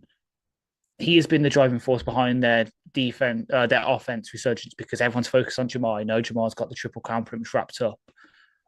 30 minutes ago, a report from Syracuse.com says that Chase Brown, running back, and T. Higgins are expected to play tomorrow. Just to say. Oh, that does change things. That does change things. Oh, God. Right, pulling up the NFL pick watch because I'm going to have to change my pick then. I can see the Bengals doing it then. With Brown, I was about to say Chase Brown as well is the other thing. I know they lost Joe Mixon to the Texans. As you know, the big Chase Brown stan in that draft class. Yeah, he only needs 10 yards to break 1,000 as well for the season. Exactly. So I was about to say the Steelers do it, but now I'm changing it. The Bengals win, and let me just check what the thing is, and they cover. Officially changed on pick watch. Yeah, I have picked the Bengals to win and cover here. I just believe in Burrow. You have a look at the better parts of this team. You've got Burrow going up against the Steelers offense. If it's Russell Wilson chucking up to George Pickens, I know the Bengals defense is not anything to write home about, but I much prefer Burrow against anything that walks right now. He's been terrific. And Jamar Chase is, 300 yards ahead of the next nearest receiver in terms of receiving yards this season. I mean, he's blowing everyone away. Yeah, 1,612 yards and 16 touchdowns this year. Like, ridiculous numbers. So, give me the Bengals to do this one. Will they get in? I don't know. I actually I'm having a look at what I've picked for the other important games in this run. So hang on, what I can do is the Cincinnati Bengals will be out if Denver beat Kansas City. And of course, Kansas City are sitting their starters. The other one they need is they need the Dolphins to lose away at the Jets. They need both of those teams to lose to get in. So I would say... So what I've done now is I've got a playoff predictor up for all our results. I'm going to enter, like, let's say we have a consensus like we have now. I'll enter it, and then we'll see what the final playoff pictures look like. Yeah, that might help things. But anyway, just on the basis of what I said, with needing the Dolphins to lose against the eliminated Jets and the number 1 seed Kansas City Chiefs locked it up, playing the backups, going away from home to play the excellent Denver defense and what Bo Nix is doing over there. That's going to be a tall order to see the Bengals get in. Yeah. But they will lock up a winning season if they do win, despite everything. So that has got to be seen in the light of what they did at the early point of the season, which was atrocious. Anyway, moving on and go on to Sunday's games and the 1:00 slate. We've got the Panthers at the Falcons. What do you think? It's an 8-point spread in favour of the Falcons, who need to win to have a chance of being alive. I can see them winning, but only just. So I have the Panthers covering the spread because the spread's 8 points, isn't it? The Panthers will keep it really damn close, but then not to jinx it, so it doesn't happen because I want the Bucks in because I prefer the Bucks, even though it's harder for us. Youngko who last second field goal to win the game, by 2 for the Falcons or something stupid like that. Like, it's going to be a slog. And who would have thought that, looking like the first couple of weeks of the season where the Panthers looked all at sea and the Falcons with Kirk actually looked really damn good? Who would have thought it? Yes, it's interesting, isn't it? So I've got the Falcons winning and the Panthers covering as well. I just think the Panthers have a lot of pride to play for, and the quarterback has a lot to play for in himself, and he's had a great stretch to end the season for the Panthers. So I don't expect them to roll over. And then with the Falcons, the way the season's gone, they're just, I think, going to feel a bit beaten up by everything that's happened to them this year. And when I think about them, I don't necessarily feel like they're a clutch team that when the chips are down that they're going to necessarily perform. Much like the Colts, they have a similar vibe to me. Oh, yeah. I can get that. I can back that. It wouldn't surprise me if the Panthers win this game. I'm not picking the Panthers to win this game. It would not surprise me. I mean, you picked a Younghoe Koo kick to win the game. Who has missed loads of field goals this year? Yeah. Like, he's not been the sort of money kicker that he's been in years past. If they're 1 point down with a 40-yarder to win the game, yeah, he should get it, and he probably will get it, but it wouldn't surprise me if he missed it to eliminate them. True. Anyway, Falcons, but Panthers cover. Next up is the Washington Commanders at the Dallas Cowboys. Washington can still get the 6th seed with a win and a Packers loss, I believe. Or are they already in the 6? Hang on, because I've just clicked it because I'm an idiot. So Washington... reset. Hang on. Reset for 18. Washington are currently the 6th seed. They have a higher percentage of wins in conference games compared to the Packers. So they're currently in the 6th, which means they'll lock up the 6th potentially, I guess, if they win this game against Dallas. Yeah. Who are the Packers playing? Chicago, because it's divisional week. You have to play. Yes. So in terms of strength of schedule, both Dallas. Well, in fact, Dallas has a higher win percentage than the Chicago Bears do, so that's not going to change. So Washington can lock up the 6 with a win here in Dallas in division. 6.5 point spread in favor of the Commanders. What do you think? Insert what I've just said about the Falcons. For Commanders win, but the Cowboys cover. I don't know how, I don't know why, but I am going to stop doubting Cooper Rush. He wasn't great last week, though. Against a better defense. You're going up against the Commanders defense, which you know is not exactly correct. I know we did this whole thing last week where we're looking through things. Commanders defense overall for this season is equitable to ours in terms of EPA and that. They're not exactly good. And then, you know, they finally got the sort of grudge off their back by releasing Zeke Elliott so they can actually, you know, trust their running backs properly. It's going to be, I'm not going to say it's going to be like like I just said, a last minute field goal to win kind of thing for the Commanders, but the Cowboys will keep it close enough just to be annoying.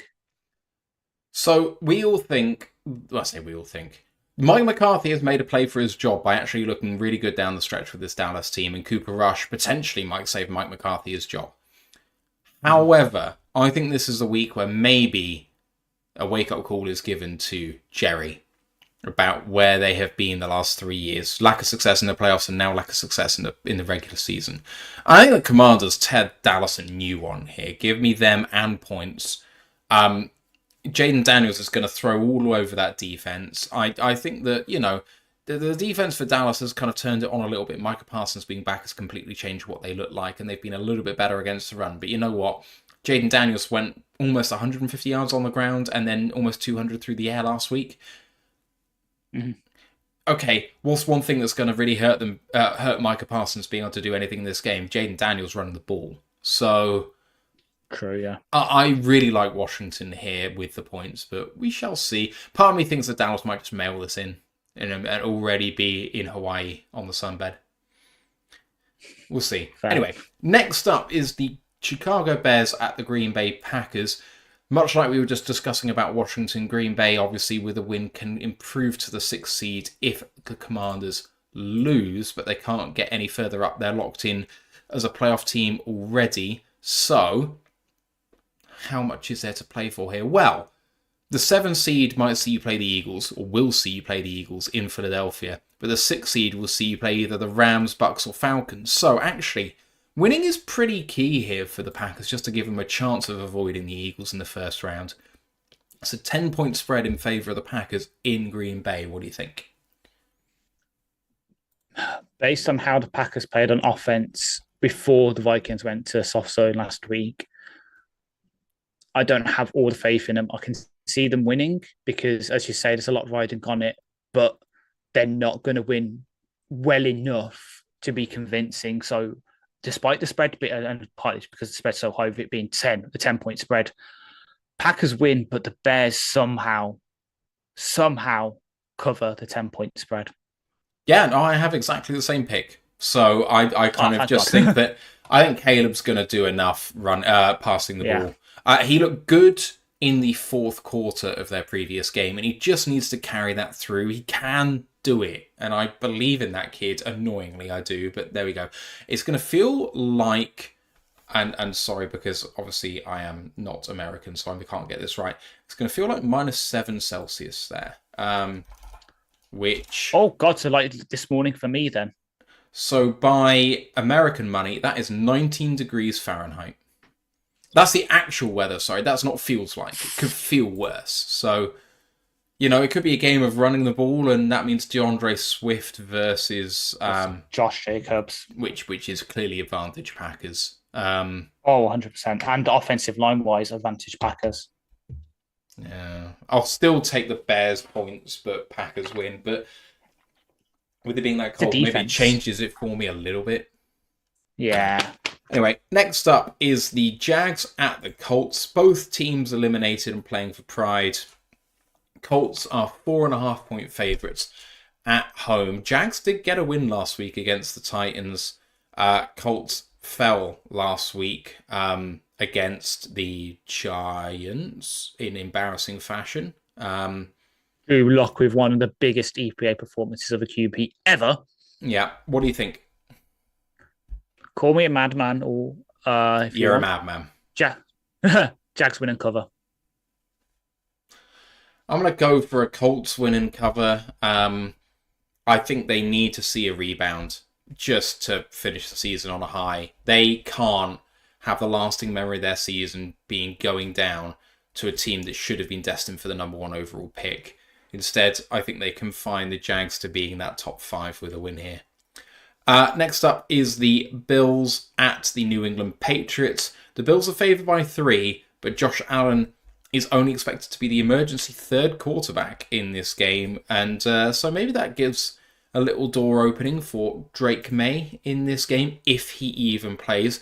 The Patriots are bottom of the AFC standings on tiebreakers, and a loss here for the Patriots will lock up the 1 seed. So, got all the incentive in the world, despite playing against the backup in not Tyrod Taylor. Who the hell is the starting quarterback for the Come Bills? on, he used to play for the Bears. Mitchell Got Trubisky. There we go. Yeah, so, okay, Mitchell Trubisky against a team who wants to lose. What do you think?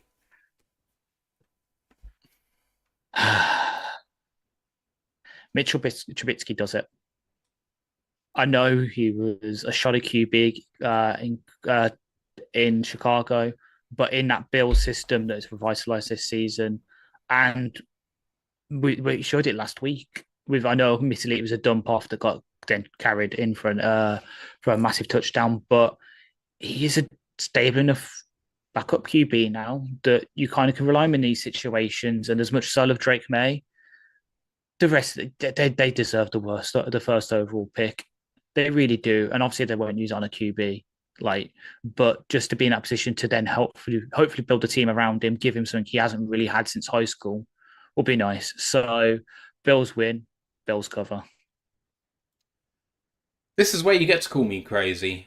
Patriots win. Oh my God.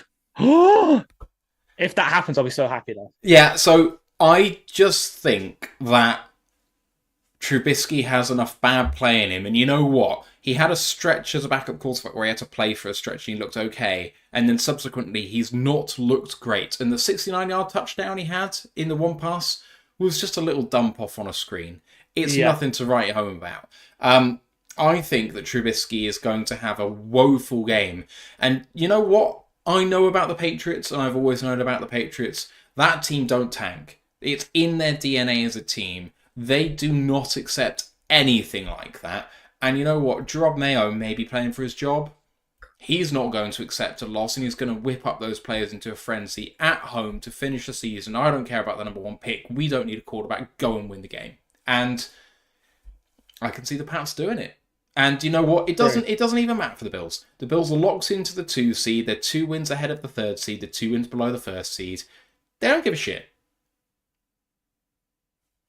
But I think the Patriots kind of care more.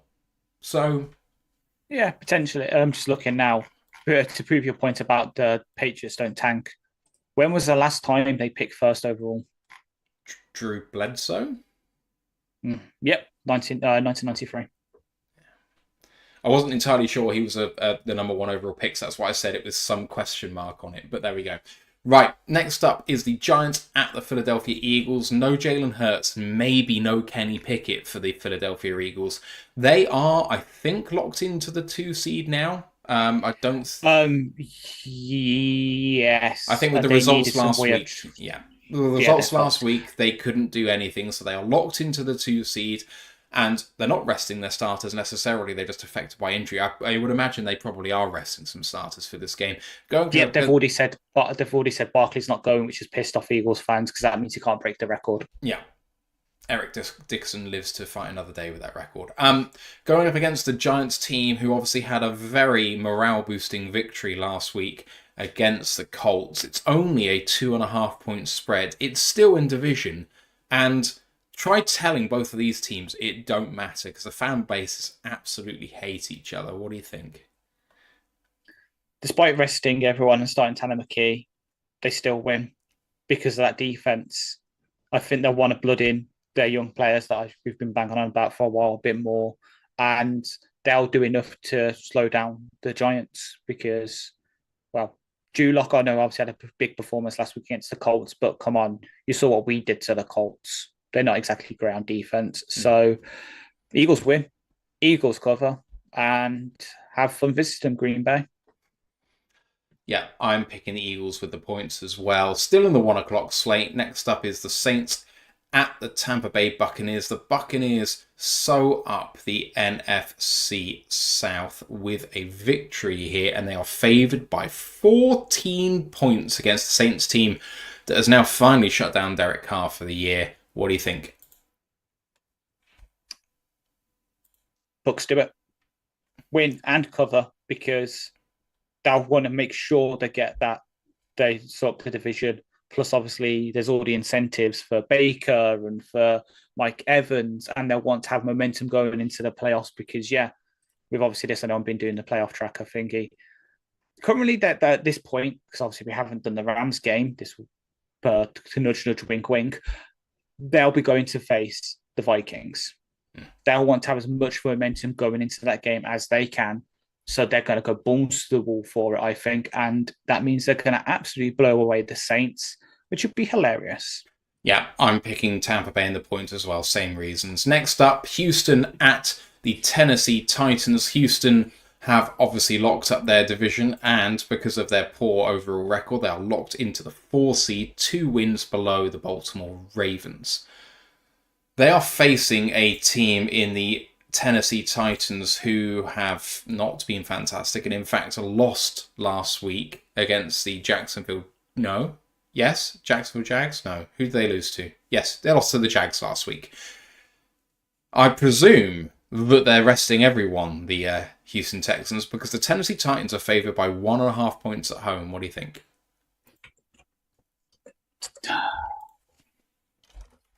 It's tough because I really do want to say the Texans still put it off, but actually no. I'm just looking; they're not because they've obviously been on a bad run of form, and they want to, in the words of Demonica Ryans, halt the slide. So I don't think they'll be resting everyone. So give me the Texans. Give me the Texans. I picked the Titans to win and cover 1.5 points as favourites at home. And it just feels like one of those games where you're going strength on weakness with the Tennessee Titans front 7 against the Houston Texans offensive line, which has been maybe the worst in football. Tennessee defense is good enough, and Mason Rudolph is a passable quarterback. Not a great quarterback, he's a passable quarterback. CJ Stroud's been borderline poor this year.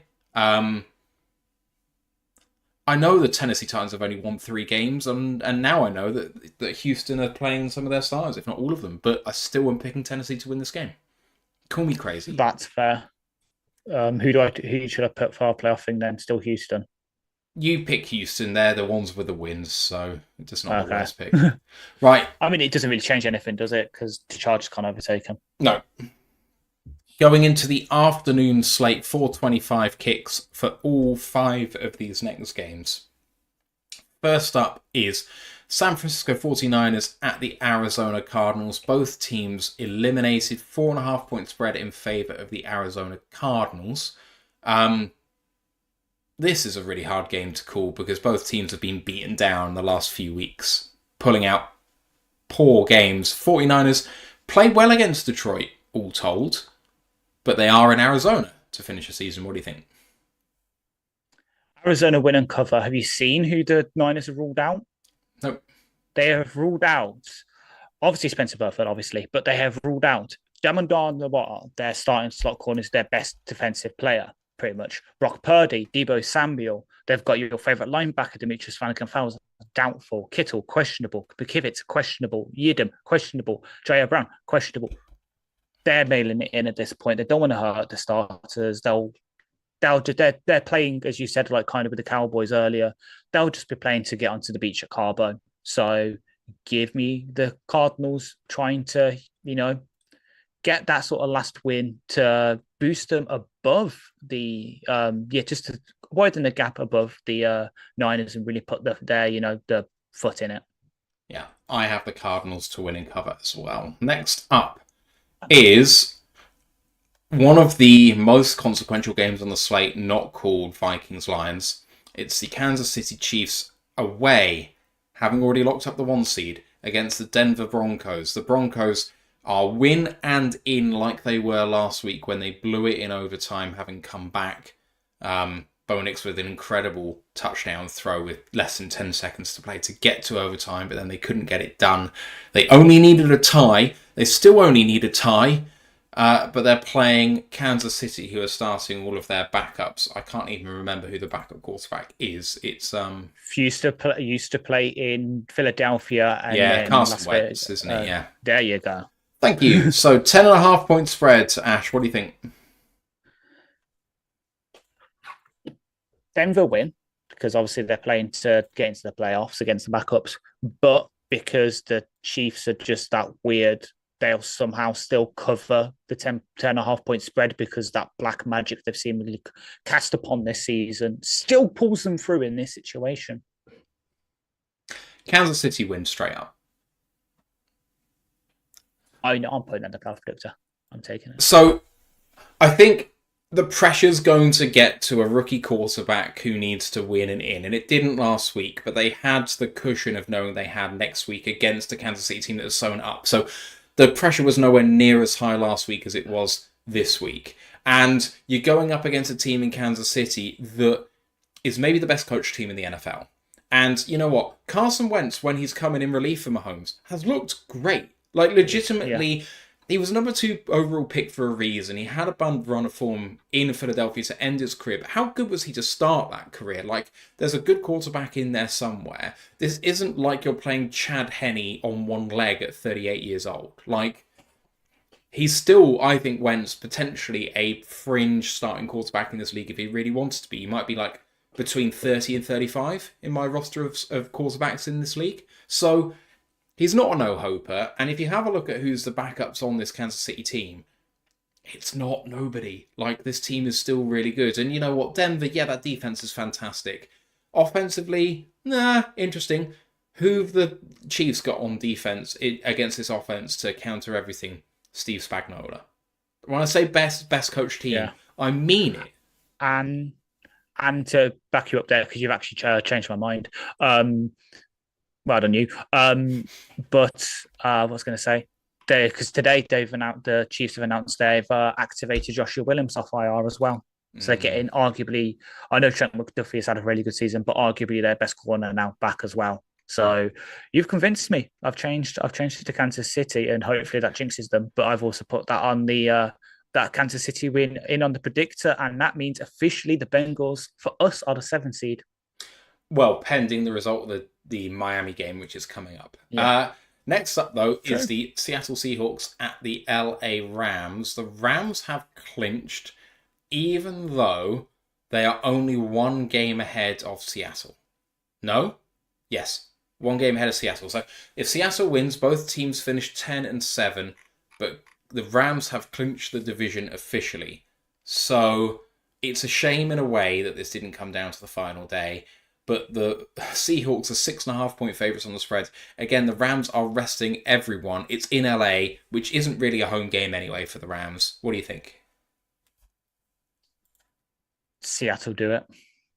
Seattle do it and condemn the Rams to that 4th overall seed, which means they have to face the Vikings now.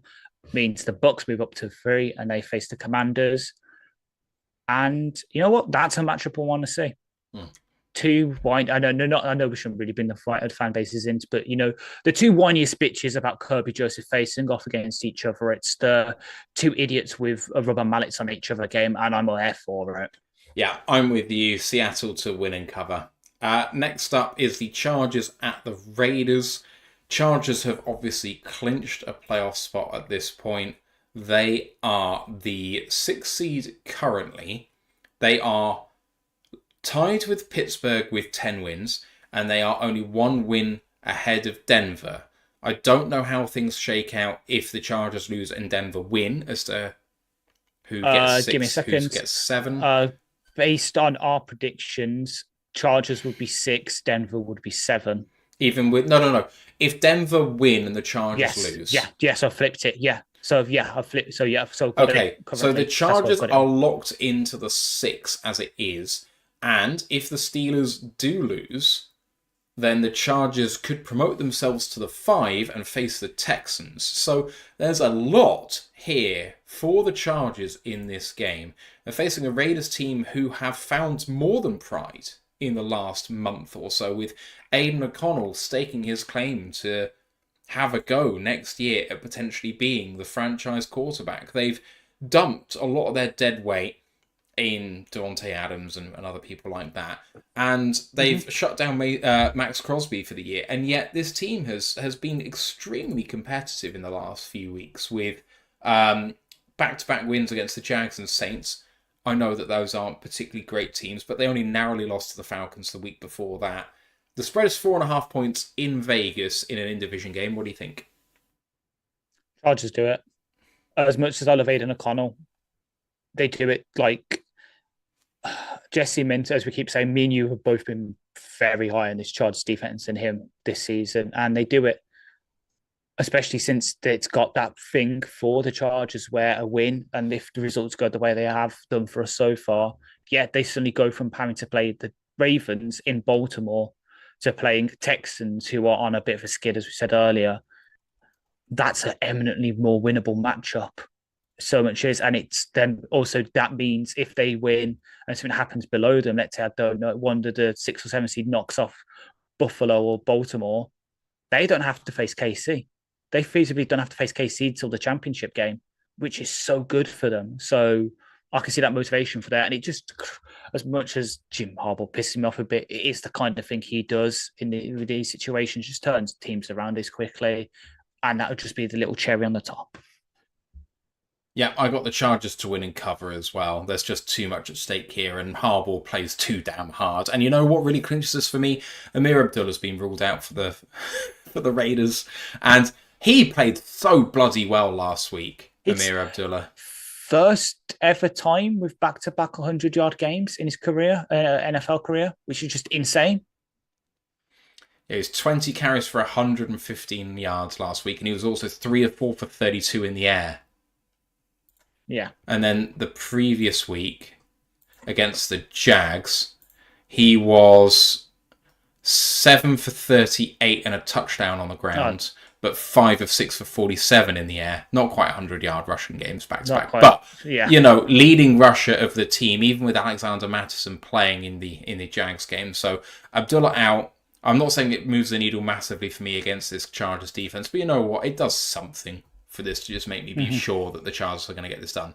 Right, last game, because obviously we've talked Vikings-Lions already, is the Miami Dolphins against the New York Jets. And if it does all go this way, then a win for the Dolphins clinches a 7 seed despite everything. And I remember 4 weeks ago when the Dolphins were dead and buried saying, I believe the Dolphins have a chance. And here we are in week 18, and they have a chance against the Jets. 1-point spread, cold game for the Dolphins, who don't have Tua still ruled out. Doubtful. He's doubtful. So they are going to go with Tyler Huntley again, who had a very good game last week. Jets are dead and buried, 4 wins. Aaron Rodgers' last game. What do you think? Aaron Rodgers says a massive fuck you to Woody Johnson and his son, and for some reason decides to play like MVP for one last game as a massive thing, riding off into the sunset with the dual birds, which also, helps us. Helps me in a way because I love the Bengals, so that means the Bengals get into the playoffs. So I can just see it. It's just a kind of bullshit dickhead move that he would do, wouldn't it? Just A-Rod's like, I've been phoning it in. Right, here's what you've missed out on. Fuck you all. I'm going to go do some random shit. I don't know.